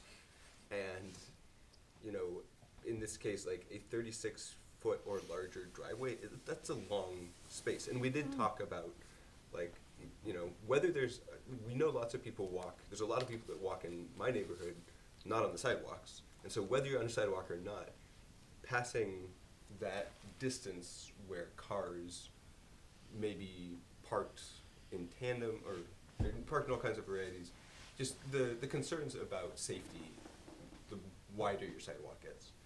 And thinking too about, you know, the couple who's provided us with a great case study to really dig into this. You know, the argument that people are just going to drive straight back, that's a totally valid argument. But also the design of flaring, and if we're going to limit the sidewalk or the cutback just in the cutback to a smaller space. Again, walking around my neighborhood, which everyone's grandfathered in, there are a lot of examples in our community of narrower sidewalks at the street point that then flare into all kinds of configurations. And so that's, and I would say that in most of the examples that I looked at, people are not driving on the grass, and there are not physical barriers, as we have discussed, and we are considering a scenario where there would be a physical barrier. And so I just wanted to kind of, after observing that and thinking about it some more, I just wanted to bring it back up and say, personally, I would be in favor of maybe moving back towards being more restrictive, specifically just in the cutback portion of what we're recommending to council, and just wanted to hear if anyone else had thoughts on the subject. Well, my thoughts were, I don't want to see the big wide swath going up with all gravel or all paved. I would prefer the tapered, maybe Y aspects. It's the concept of, is the front of the house supposed to be a parking lot, or is it supposed to be a yard? Is it supposed to be inviting to be part of the street or not? I mean, we have a variety of very narrow, front yards. I think I got maybe 10 feet, maybe 12 if I'm lucky. And then you have others where it's like, wow, I can have a softball game in the front yard. So, I mean, we got the full variety going on here in the city. So, but I think the premise is that we didn't want to have a solid parking lot in the front of the house. Just like we talk about not having a solid parking lot now in the front of businesses. We want the parking to be in the side or in the back. So it's holding the residential units to that same ideal, and that parking's in the side or in the back. So, I mean, that's what I'm taking from it, and that's what I guess I'd like to see the view on, is that it isn't, the 6-car parking lot in the front. You're gonna have to figure that one out. Usually in the past, when I was doing approvals, it's, if you have a 2-car garage, well, there's 2 in the garage, and then how many can you get in the parking lot? Or it's become a parking lot, or how many are in the driveway? So the tandem parking was always normal, because you had to do that if you had more cars than what could fit in your garage. Which our neighbors seem to be able to accommodate, for the most part, unless they're parking on the lawn, because their driveway won't accommodate. Yeah, and I think in this particular case that we're dealing with, in terms of tri and quads, you don't necessarily have people, well, you're not going to have people in the same household, so that does Right. make tandem parking scenarios a little bit more challenging. Right. And I think, several of these scenarios, like, I'm not so concerned with, like, the parking spaces, because, we're saying you're going to have a parking space per unit. People are going to need to get at least one parking space per unit. I think just the way how people are getting from the street to those parking spaces is kind of my primary, kind of my holdout kind of piece of discussion. I feel like the thing I was struggling with in thinking about different lots in general, and like that one is a funky shaped lot, is I would want to prioritize limiting as much disruption to the lot as possible. So I mean, like, if you, in that example, I think there was one mock-up where like the driveway went around the side of the house to a parking pad in the back. And in my mind, that's a very permanent, very disruptive change to the lot for anybody who ever wants to build more housing or change the housing or try to enjoy any of the lawn on the property, anything like that. And so I think that's where like maybe we keep the restrictions on the curb cut, but if there's, and this like I think the language already codifies this to some degree, a way to direct it to like what's the least disruptive to that lot, like in the future. Because I think the pedestrian access matters and all of that, but the sort of future view of like what's best for the land itself matters to some degree too. Yeah, I'm looking at is from a lot of streets, a lot of our developments that were put up in the 40s and the 50s, unless they put down the boulevard and made that street that's 4 or 5 cars wide, you're not going to be able to do that. Okay, you're going to have enough space for passing by on the street. And so, yes, you have people parking in the garages, you have people parking in driveways, you have people parking on the lawns, because other than that, you can't have cars passing, without, well, I guess you could, they just have to slow down. To make sure that they don't hit cars. But it's, I guess I'm trying to figure out how can we allow parking such that it could be a fourplex, like this potential is asking us. We now have that regulation that fourplexes are going to happen. So how do we accommodate potential fourplex? Well, there's even, I don't have any skin in this game. You know, I'm willing to listen to other people and go wherever you want to go, but there are some examples now that we have this language that you don't have to be a family unit, but you can have up to 6 people residing in the same place who are unrelated. There are some examples of people parking on grass in the R1, R2 areas. I've seen it. And it's not a common thing, but there are some examples of that. And I don't know how you solve that. If you concrete the whole front of the property, you still have people parking where the lawn would be. You still have people. So I don't see a solution to that situation. And like I said, from these other points of view, I could go either way, quite honestly. I understand what you're saying, Elijah, and especially if you look at the neighborhoods. And there are, by the way, there are non-sidewalk and sidewalk areas in our neighborhood. Absolutely. Yeah, That's what I'm saying. yeah. Yeah. So, yeah, I understand your point. And yeah, and I think personally, I don't have a problem with people parking on the lawn. Like from my very subjective little corner of the universe, like that's less impervious surface. Right, So, right. yeah, it gets muddy in the spring, but okay. Well, I mean, it doesn't affect me, it affects the landlord. Yeah, yes. Then they deal with it. But I think it's, yeah, I think the,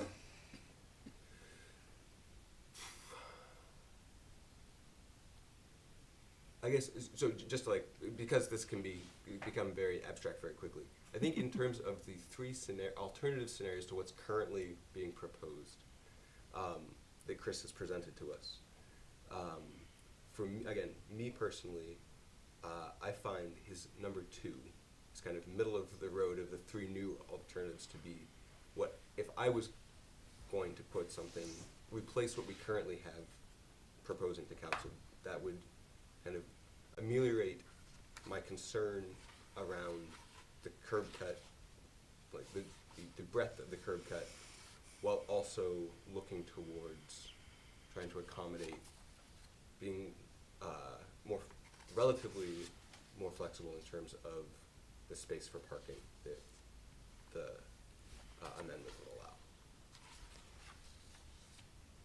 So Diana, if I may comment over here, just for a little bit of context for how it currently works. The LDC currently requires basically triplexes and above to be treated as multi-family in terms of curb cuts, and it says multi-family dwellings shall be reviewed as commercial curb cuts. And it says for commercial curb cuts, if you have two-way traffic, if you're trying to accommodate two-way traffic, you're supposed to have between 24 and 30 feet of curb cut. Now, that is, in my opinion, pretty extreme, and I would not recommend keeping that at all. But currently, that is what is not only that's currently what's required. So in some ways, if the limit, if you went with option 2 over here and limited it to 27 feet, like maximum, that's still an improvement over the previous maximum of 30 feet. I did also become obsessed with this issue and measured a bunch of driveways in Google Earth. And after 27, it became extremely, like, there was a lot that were 25 that were moderately offensive, and after that, it started to get really offensive.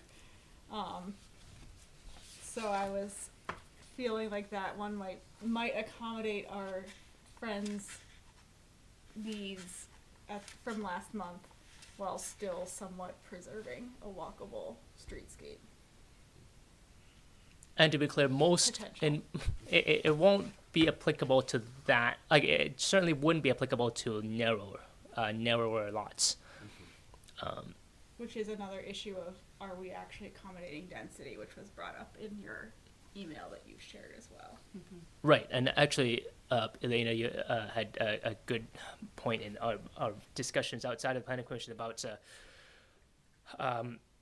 what might need to be done in the future to actually allow for the small lots and the narrower lots to have more infill, and a solution.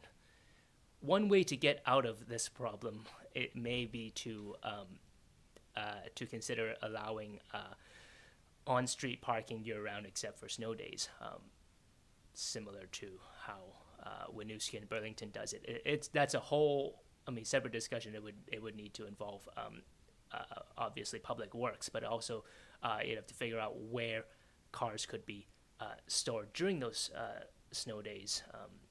We don't have covered parking lots over here. But in the long run, I imagine that may be one solution.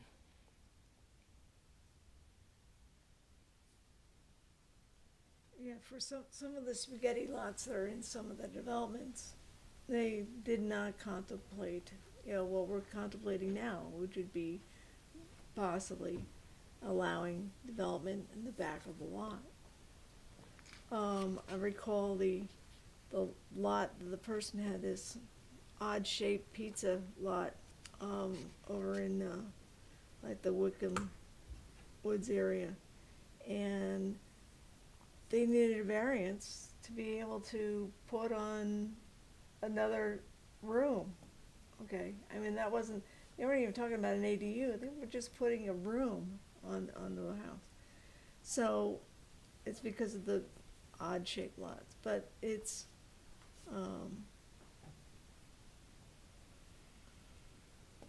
I'm tending to agree with you, both of you, that we need to go with some accommodations, because we do need to have these new dwelling units go up. So is it within our wherewithal to say, okay, or it can't be any more than 25 feet? Well, 27 would specifically line up with the ability to have three cars. But, and also, if you had to fan out to 4 afterwards, the taper, it would work with the taper a little bit better. But certainly for longer, for sites that are not so constrained, it would be awesome if that was not, and that was not something that they used.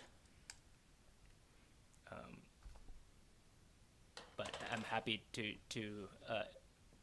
write in whatever. Is there some way to word it, like, if no other option is available? I think that would be difficult. I think that would be difficult because there are usually options. They just get incrementally more and more expensive. Like in the case of, they could move the telephone. they could, right, exactly. They could move the utilities. They could pave a whole new driveway, but that might sink the project. Well, I also know that your diagram is optimal, but a lot of houses are not optimally placed at the side. They've been optimally placed somewhat centrally located on the lot, unless it's up front and there's a whole big green space behind it. So, which will make things challenging. Sometimes you look and go, oh yeah, there's this really big, that's all little spaghetti lots going into the back. Unless they actually divided that up amongst a bunch of other lots, you can't really put anything back there. But possibly, people could, I hate to see more concrete and asphalt going in where we don't need it. And with this stormwater thing going to be coming in, people are going to have their driveways and rooftops and what start counting against them to a point. After a while, you start adding more on, you'll have to pay more for the stormwater utility. So I think the direction I'm looking for here is in two pieces.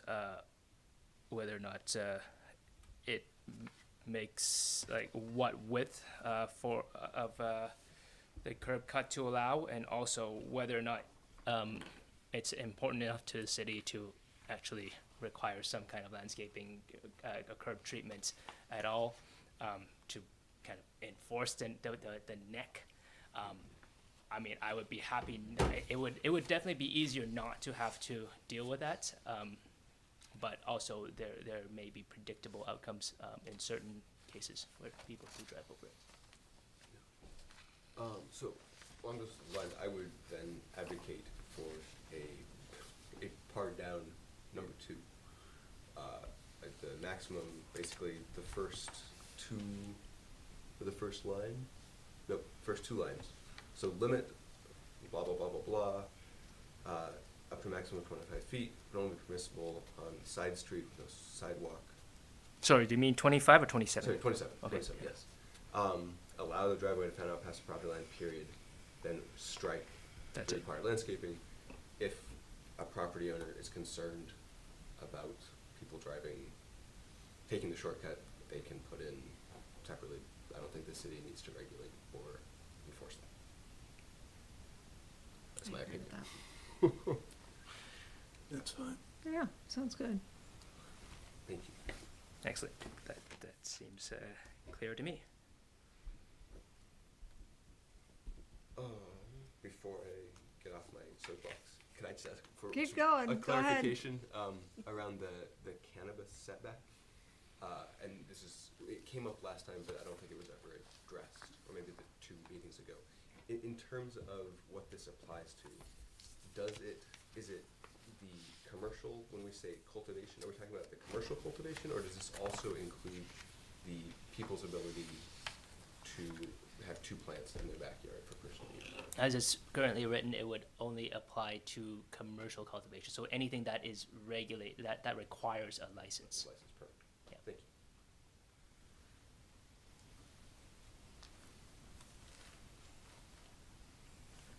you. All right. Got one down. Do we want to address concerns about sandwich boards? We got a proposal before us from one guy that's complaining that it's too heavy.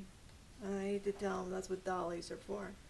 When I worked in South Burlington, I was required to use that dolly and pull that thing in every day. So unfortunately, his excuse isn't holding a lot of water with me. Because there are ways around things, like pulling things in with the dolly. So, but I guess I'd like to bring up, how do we, if a business really is open 24 hours a day, how do we regulate that? How do we know that he's open 24 hours a day? Because there's somewhere in here, there's actually, one of the questions I had as I was reading through, how many home occupations do we actually have? As a planning commission, shouldn't we sort of know that number at some point in time, especially with the comprehensive plan going? How many at-home businesses do we actually have? This guy, of course, is got not an at-home business, but a commercial business in a commercial area. So are you saying Matt's at-home business. No, he's not at home. It used to be a home, but it's now converted to a business. Right. It's just like, you know, Chris presenting the Anna Early building as, you know, a lovely landscape, and it's kind of like that old building, you know, looks really lovely because the village decided that the Anna Early building was always gonna look lovely. It's gonna look, it's a historic structure that's been altered. It's actually owned by the school district right now. So, you know, how do we, because we have some regulations about business, and we do regulate sandwich boards so that they don't become an eyesore. How do we accommodate, since we say if his business doesn't close, does it really not close? I guess is my question. You know, because our current, if I understand our current regulations, that he's gotta bring it in at the end of close, at the end of the day, but the day doesn't end. And in that particular case, as much as I enjoy the puns, there's also a freestanding sign right there. So the way it was presented was that is, it could be inferred that is their sole business sign, that is advertising their services, which is not the case. They have a Right. very nice freestanding sign right next to Right the next to sandwich that, board in yes. question. So,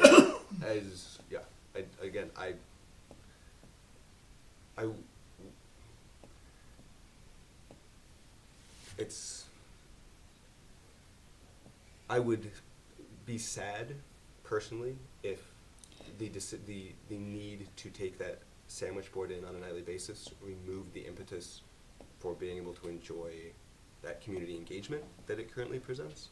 But I don't know that that example for me is strong enough evidence for us to consider changing the amendment or the language that we have in terms of thinking about the intended purpose of having this approach to sandwich boards in the city. Right, Right. right. But that's my opinion. So when do we consider close of business? So I mean, it's not written in right now.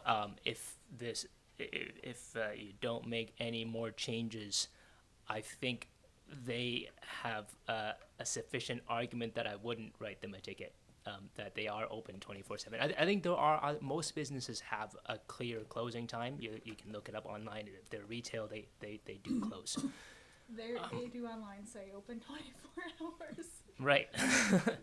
So, I think the other, like the jewelry store, for example, is clearly not open 24 hours a day. Yeah. Also, to me, this does seem like it's a symptom of, firstly, for the larger malls, a lack of coordination with the landowner and like how the permanent freestanding sign is designed, whether or not they're being allocated or being rented enough space on that. And then number two, it's the total amount of space that's allowed on the freestanding sign.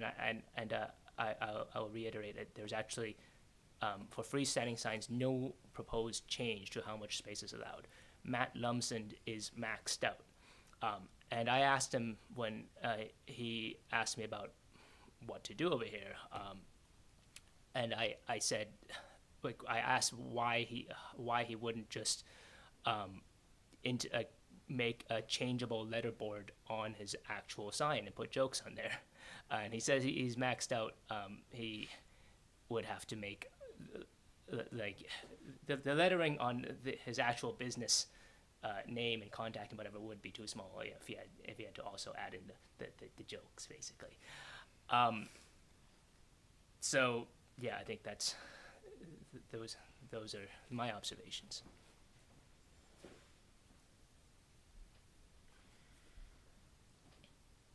So you're saying if they're open 24/7? Well, as it's currently Well, they don't written, close. as it's currently That's written, what that's I don't think I would have enough of a leg to stand on to do anything about it. If it mattered, enough, you could change the language to say during open hours or between hours of 10 and I don't know.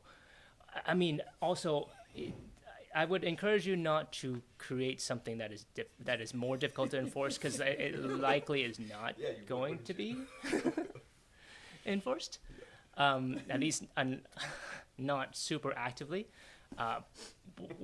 But when it does happen, you know, some businesses will be hurting potentially if they're unexpectedly hit.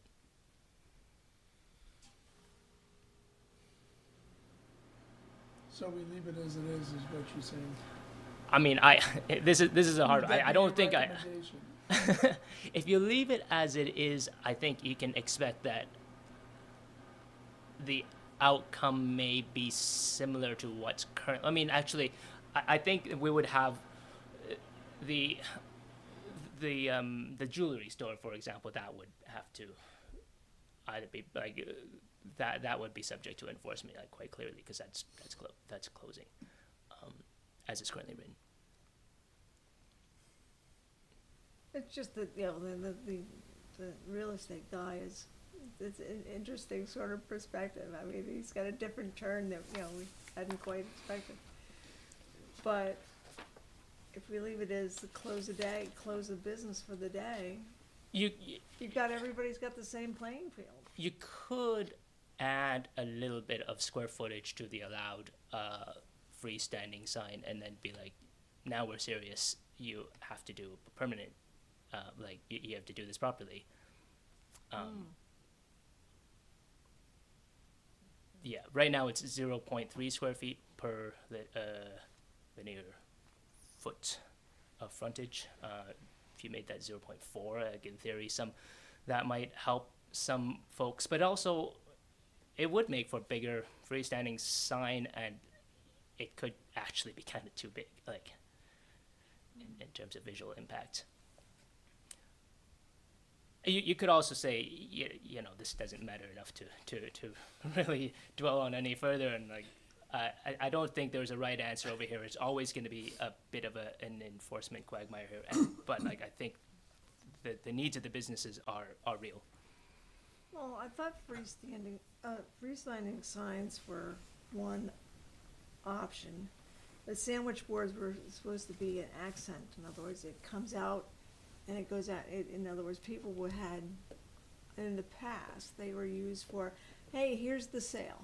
Okay, I'm going to, you know, have a proposed sale. I have, you know, hey, it's spring, come in and get your bouquets or whatever. You know, it's an announcement sort of thing versus a constant sign out there.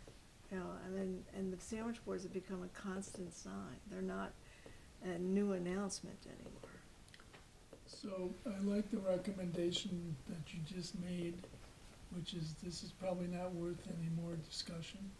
And I would leave it up to you to use your discretion in the implementation of enforcement as you move forward. Yeah, I mean, to a certain extent, I have some discretion until you know, I'm directed otherwise. So we'll see. Well, he's got to follow the LDC. I mean, it's Yeah. Right. That's why people were coming here to Right. chat with us, because they wanted to see how much discretion we would give. I mean, I personally find the signs to, like, been like, oh, there's a business there. I feel like the signs could be bigger, but I don't know if that's a whole nother can of worms. So. Yeah. I mean, I think a change from 0.3 square feet per linear foot to 0.4 would be very. I mean, that could probably be done pretty easily.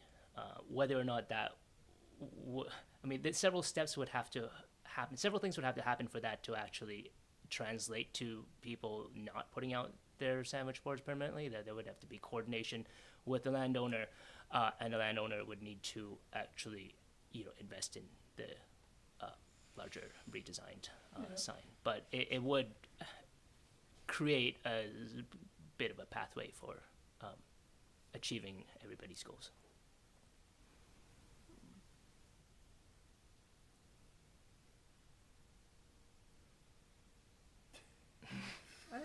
At this point, I'd rather hear from businesses as to, you know, would giving them extra freestanding space would actually accommodate their needs, or are they happy with, you know, getting out their dolly and bringing their sandwich board in? You know, it's, I mean, that's what we're regulating here. It's trying to regulate behavior to not clutter up the street. I mean, that's what initiated this in the first place. It was not, the clutter in the street was getting a little thick. I just find Lamson, it's humorous, and he's actually open 24 hours a day. But, you know, especially with our community, seems to roll the sidewalk up at 7 or 8 o'clock at night, so it's kind of, most of them, other than most food establishments, have rolled the sidewalks out. I don't know if I really need a joke at 2 a.m. I don't know, are you up and driving around it? No, I'm not. Okay. Maybe for those people Not who are. not at this point in my life, no. Maybe for those people who are, you know, find it, yeah. I'm happy with leaving it the way it is. Yep. Is that how everybody Same. feels? I'm looking mostly, yep, okay. That seems pretty clear to me. I guess just confirming, are there any concerns with the, do you like the recommendations on the other items in the memo, fire access, the footprint lots, and application requirements, including street trees and the professional land survey, and also the hard surface parking? One comment for the trees, do we wanna encourage people to plant private trees in the right of way, or to encourage them to keep it at the edge of the right of way? Again, thinking about if the city is then liable for maintaining it, or wants to put in a sidewalk in the future, or. I think, well, so in a lot of places, like where there's already a sidewalk, there is often still right of way, and So that in that green strip between the sidewalk and the road. right, that would still would be count. acceptable. Right, but then that would clearly be in the right of way. But it is true that if a street, like a shade tree is planted where there is no sidewalk and the city wants to go in and put in a sidewalk, that would have to be chopped down. I think one of the benefits of street trees, one of the reasons why they're asked for by cities is because of providing shade to the public area, to shade the dark asphalt surfaces, to reduce urban heat island effects, and also to just make a more pleasant walk, which the closer it is to the streets, the more effective that is. So I kind of think where possible, it's actually a good thing for it to be in the city right of way. Okay. Yeah, I agree with your premise here in the survey, and it's an added complication if, you know, if you, to say that fourplexes have to be a commercial level.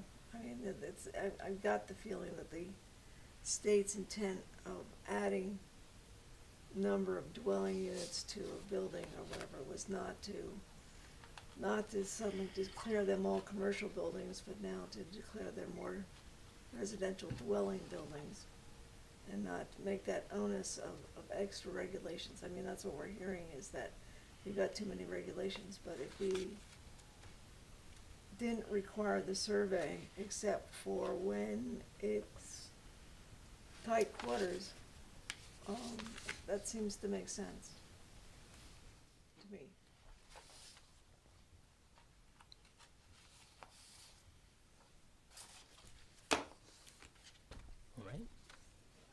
Yep, I have no objections.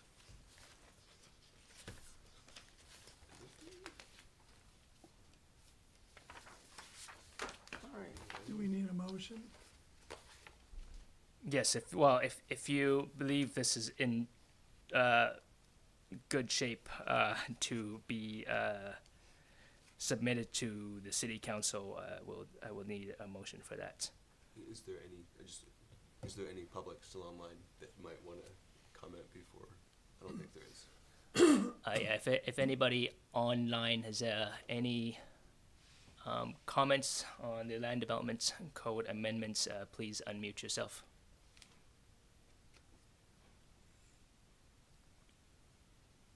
I think we're all good. I think we're good.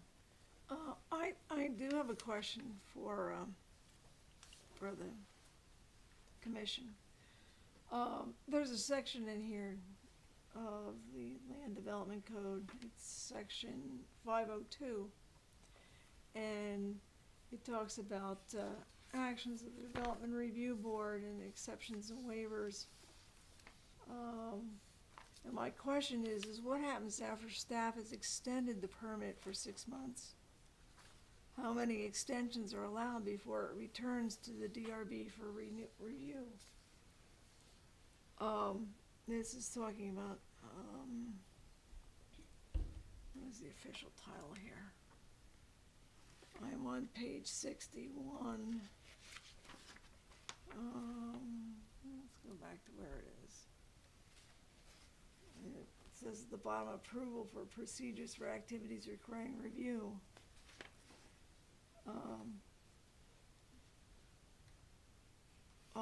Food trucks there.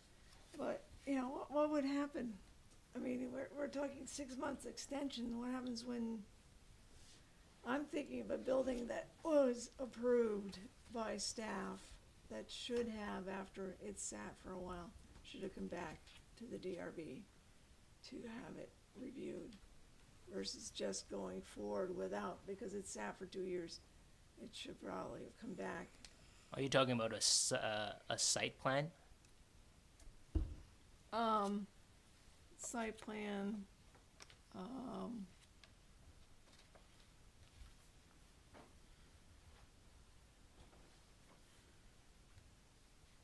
have number 9, expiration of approval. Site plan approval shall expire 2 years after approval if the zoning permit application has not been made. Staff may approve an extension not to exceed 6 months upon receipt of a written request. So what happens if it sit, they get an extension, then it sits some more? I mean, if that is a question of how me in the position of zoning administrator would try to interpret that, I can answer that, but that does not. I don't know if you're trying, if that is an LDC amendment issue, or if you're trying, if you're. I'm just wondering if it needs an amendment, okay, and that, making sure that it's thought through. So, the way I read it, the way I see this, it says if a zoning permit, like it expires if a zoning permit has not been made, and I think the interpretation that previous administrations here, I mean, I guess the previous zoning administrator, has been following, and I think has been perhaps common before that, is that if there's a phased, if the development is phased in a way where a zoning permit is related to that site plan is issued or is requested within that 2 year time frame, and they keep on moving on to the next phase, the site plan remains valid. If that is not to be the case, I think there is an opportunity to write that in, saying that if it's a phased development and you're partway through, but you took too long to build it, your half done development's got to go back. That is I'd say possible. I would say that is potentially very disruptive for projects, especially those needing to go through Act 250, but also potentially not disruptive if the changes that are, I mean, it would be disruptive to the applicant no matter what, but like in terms of, it might also still be feasible. I think I think there's something to be said about these kind of phased developments that take many years to build. Right, yeah, I'm concerned about ones that phase themselves over like 10 years of getting themselves together to do it. And I recognize we had really awful circumstances during COVID that kind of set everybody back. But on the other hand, we're not there anymore. I would say, having spoken with developers and attended some conferences where the development community has been explaining their financial situations and the phasing of the projects. Sometimes things are they like to get approvals to have things kind of turnkey ready, but the financing is just not always readily available, and there are many reasons why things slow down and have to sit for a year or longer before they can hire the labor or get the contractors to move forward. And if there is an additional wrench is thrown in at that step, it may cause some make this problems. worse than what it is. But also, I do see the frustration, and I certainly dealing with plans that are quite old, and not understanding what has happened over time, or seeing that we have there are new regulations that they're just now kind of grandfathered against, when it's clearly in the public interest to have the new. I see the frustration, but I think I would point out it has a potential to delay projects further and to ward off some Well, I just investment. wanted to know if we needed to make an amendment or not, and it sounds like we'll just leave it alone. There could also be a limit set on it that is longer if it was really really desired, that is within the edge of within what's reasonable, but doesn't let someone sit on the plan for 10 years, let's say. I would say I don't recall anything that has actually taken 10 years, but 5 years certainly has happened, especially with COVID.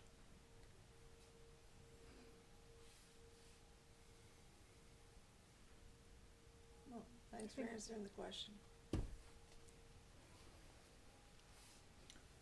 So coming back to the motion,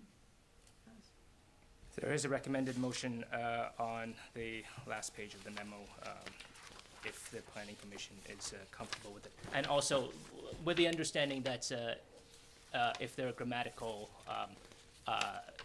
if there are grammatical and copy error issues that are discovered, they can be fixed. And whatever Diane passes to me, I will integrate. Yeah, most of them are like adding an article in, like, saw the board or something, you know, it's just, more, sort of thing. okay, so I move that the planning commission submit the land development code amendments as discussed to the city council for consideration. Second? Thank you. Any further discussion on this? I think this has passed, but in your presentation, you talked about having a tapering of development from the high density core to the R1, R2, and we still only have 4 permissible in MF3 and RO districts. But it seems like we're gonna have to deal with that after the comprehensive planning process. I mean, that was by default my conservative approach. I mean, you can certainly provide direction otherwise, and the taper isn't there, right? Even under it would be, it would just match the R1 and R2 basically. If you wanted to create the taper, it would have to be higher than 4, as currently written.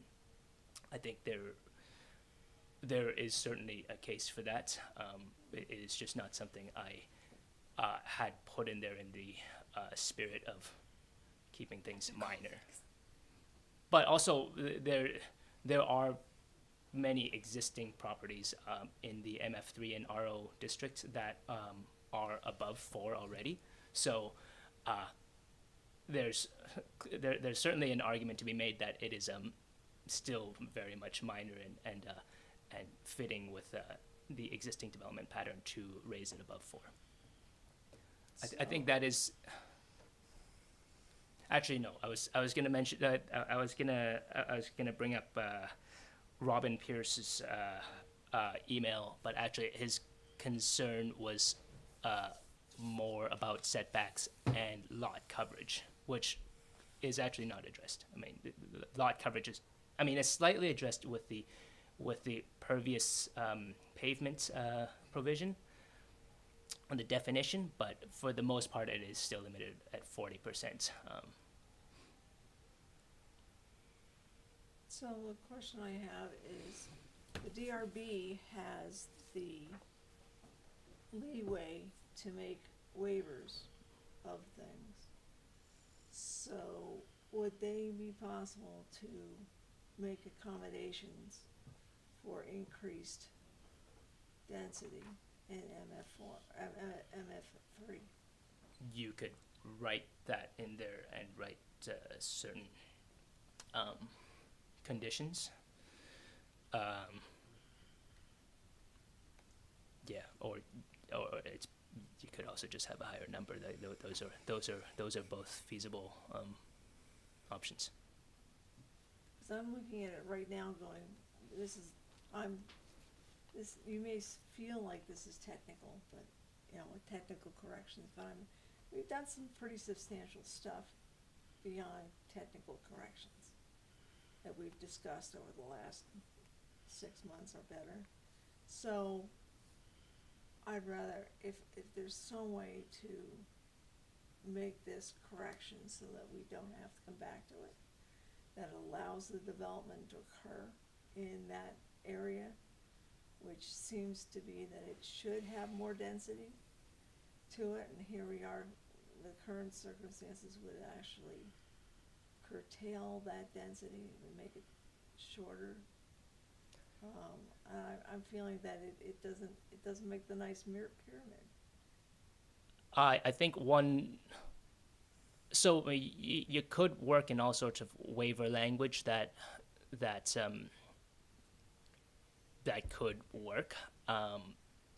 You'd have to think about whether, what that language needs to be, or it is also possible just to have a higher number. If it goes to, if you say 8 per lot. In some ways, it's kind of strange that it's per lot, because you could have a small lot and 8 clearly won't fit. But there is still, with the lot coverage limits that still exist, with the height limits that still exist, what you can actually put in will, there will be natural limits to what can fit in a certain lot, and it will not always be 8s, even if the absolute cap is just changed to 8. Or we just let it for the next event and discuss it after, and development code and comprehensive plan pieces. There's certainly always there's always a future. There's always a future opportunity, but also there are a lot of things to discuss in the future. I think housing, housing is always waiting to be built, and also it's very opportunistic. If it is put in, there's a chance that it may create an actual opportunity within the next couple of years for somebody to use, but also if it's not put in right now, it can still be discussed in the future. So I will look for direction on that.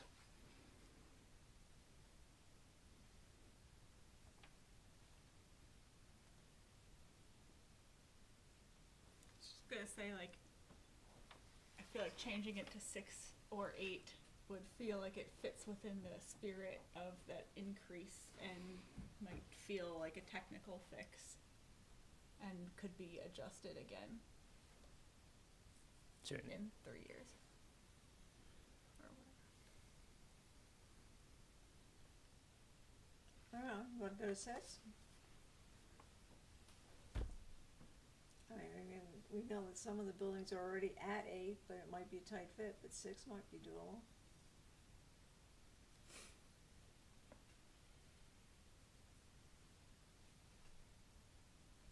I'm not opposed to increasing it to 6. We wanna add that. That's fine. That's fine. How about Elena? Yeah? I don't know We don't know. enough of where it is, but 6 seems good. It's basically like, yeah, north of Five Corners up until you get to like Grove Street and like Lamoille. I can share my screen in a sec if you.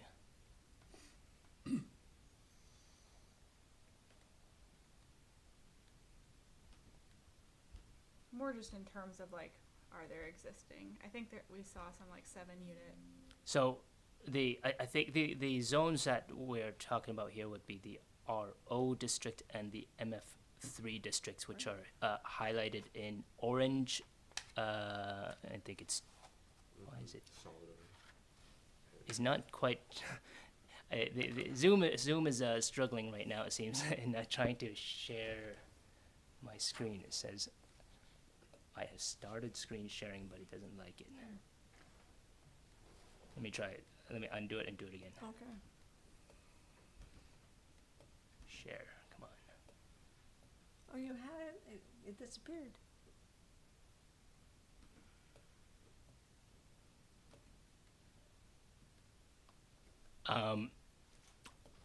Well, here. I will just turn my laptop this way. Yeah, there. Oh, there we go. There it is. Popped up.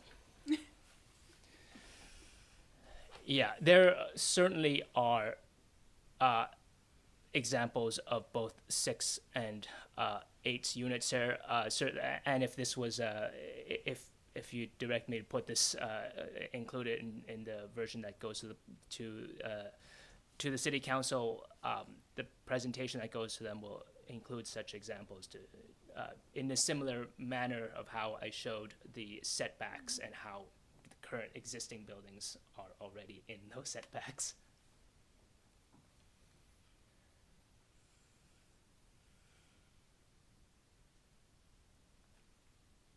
I mean, it would seem to concentrate the density toward the downtown area as opposed to now saying we could have more increased density across the whole thing. I mean, at least we're saying it's gonna be grouped. Yeah.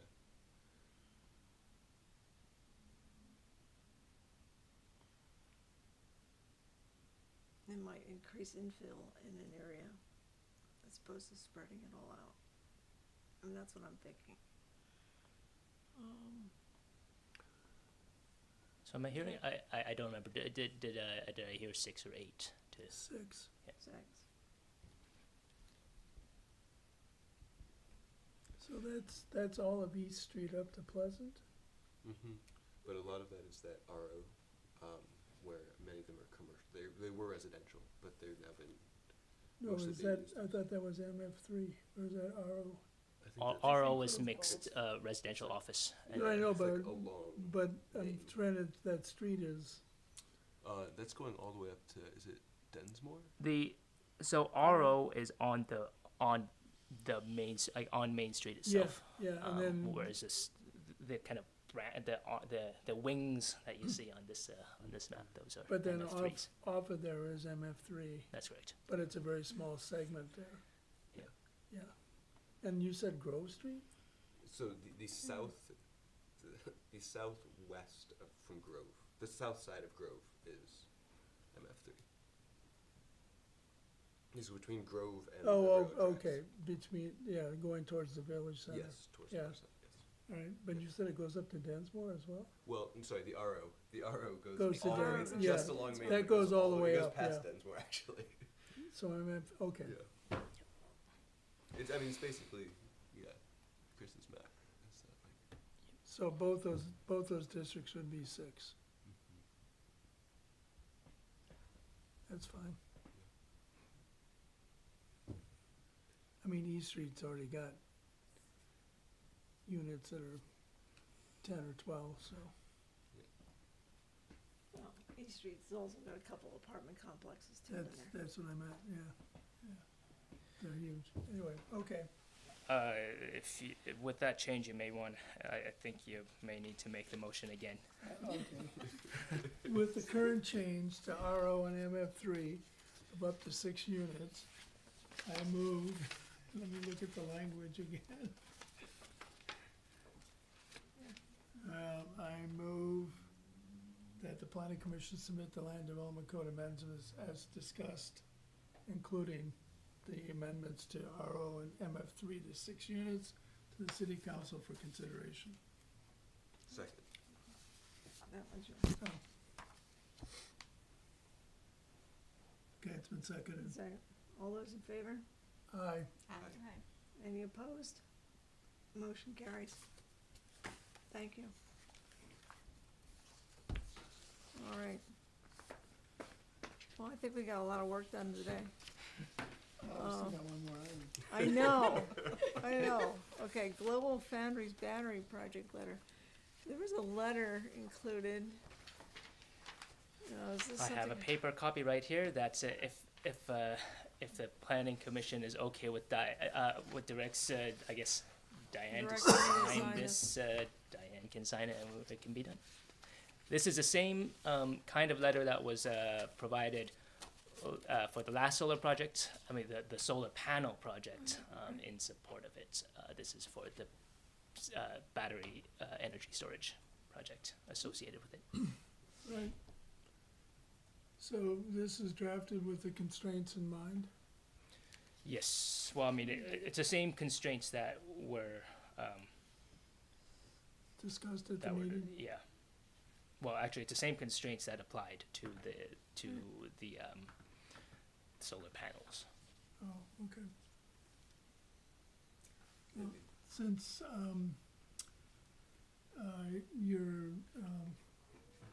you find it important to have corrections of grammatical stuff, Yeah, you're not the vice chair, you're the chair. That's the only thing I was Yes, gonna yes, point out. this is correct. true. This paper version has that fixed already. Oh, I okay. anticipated that.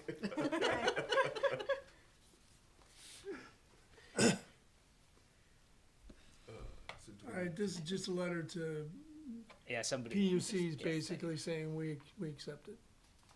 Yeah, that you support it. Yeah, that's fine. That it aligns with the city's goals.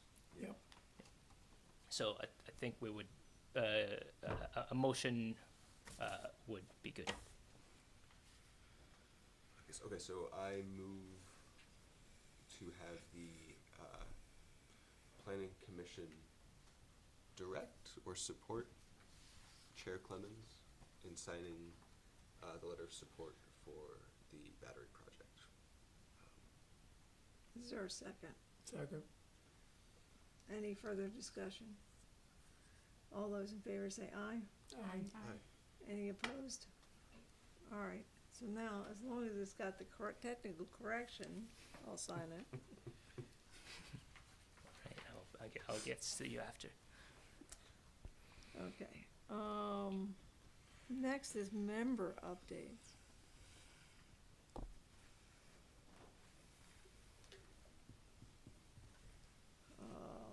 Wow. I went to the A&R Municipal Day. Scott was there with me. It was actually quite interesting.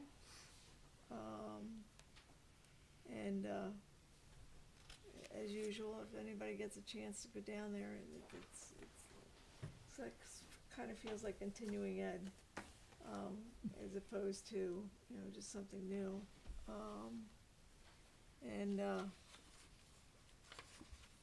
you know, you learn about things like the permit navigator and how to use census data and that sort of thing. I spoke with the people about state lands in your town, and since we'll have the comprehensive plan coming up here shortly, and we have the West Street property, and I have the email for the gentleman that's in charge. So if we ever wanted to find out what when, you know, what their plans are for the state use of West Street property, we could actually have a conversation with him as to when his next plan is and what they view their use of the property. Since it is a part of our open space, so to speak, and it's used for passive recreation. So that was a new learning thing for me. They had an article on future land use regulations, and I also went to climate change. And I won't bore you with it, but Scott's been keeping us abreast, and I learned more about, just a little bit more than what Scott's already shared with us. I hate to say it, it wasn't really as much new stuff as Scott's really good at keeping us abreast. What else do I have here? I learned about a lot of the Home Act and that sort of thing. They talked about that. And Act 181. What is interesting is going to be, will municipalities be taking on the Act 250 responsibilities going forward? There's discussion about how much of the standards, in other words, the DRB would pass this and then it goes on to Act 250. Would there be, there's always been talk about having, simplifying regulations such that the local towns would then agree with some of the requirements of Act 250 and then put those in their requirements, eliminating some of the pressure for various developers to comply with all the stuff. In other words, cut down the double stuff. And so there was that. I look forward to seeing more of how that pans out. So that was the interesting part. Other than learning more about state lands in my community. I would actually, I'm low-keying it, but it's very interesting to actually go there and see what the state's presenting. There's a lot of different topics and depending on I did not attend all the stuff dealing with floods because we don't have that circumstances for the better parts, and our flood map is actually pretty much up to date as to the things. A lot of communities found themselves not up to date on their flood maps, but we are. We've done that work because it's required, and we did it because for those who need to get the insurance, we provided that mechanism for them to get the insurance by being up to date. But if you want to know about landfills and bears and bats, I can give you all kinds of information on that. They're very good at sharing anything dealing with ANR. So that's my update, other than I'm planning to go to the statewide housing conference on Thursday. And that should be like housing regulations and various other topics dealing with, since we are by default the Housing Commission, and it's been a topic of our discussion. I figured I'd learn more about that. There's housing finance, but that might be the other one, Scott, is housing finance at the end of the day. So I also went to the A&R Municipal Day. I'm not gonna tell you everything I learned, but, there are very many things that are relevant to discussion. I hope we have the next meeting about the way forward for the planning commission. In addition, the housing conference next week will be very valuable as well. Chris, are you going? Yes. Okay, so hopefully we can split up the sessions appropriately. Housing's also become a very big topic of the climate action plan subcommittees on how to look at future housing. And for me specifically, how to blend climate smart housing with affordable housing. So that you'll continue to build propane, oil, and natural gas housing that has to be converted sometime in the future, if we have a heat standard, which we may or may not. So, just a quick update, but it's a nice segue. I think if we could talk about what we want to do at the next meeting. We talked about brainstorming a little bit about the way forward for the planning commission. Do we still want to do that?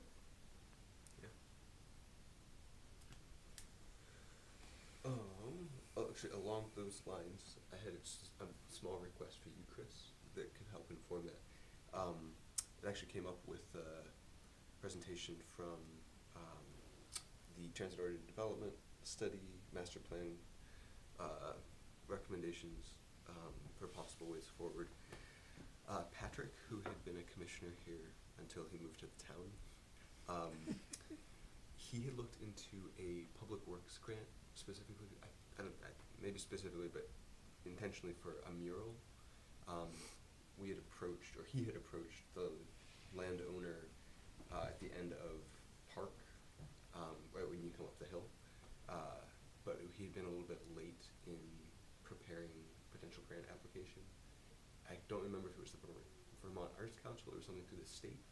But if you have any way of just looking into, I'm not sure which minutes. If you have a database that would prevent me from having to go into each meeting's minutes just to figure out what grant he was looking into, I guess I could also just reach out to him. I still have that in my email. I can certainly pull it up. That'd be great. I'd just be Actually, interested to look. Diane Yeah, has, that was has one of my reached out. notes up to myself here, was to contact Patrick and say, hey, Okay. where did you leave this? Yeah, just because so that we don't miss it Yeah. potentially again with that 25 opportunity. Yep. Thank you. Yeah. Yeah, especially since we got the transit-oriented district, we talked about, murals and public art, we should probably get on top of that. And thank you for sending me to conferences where I get a free lunch.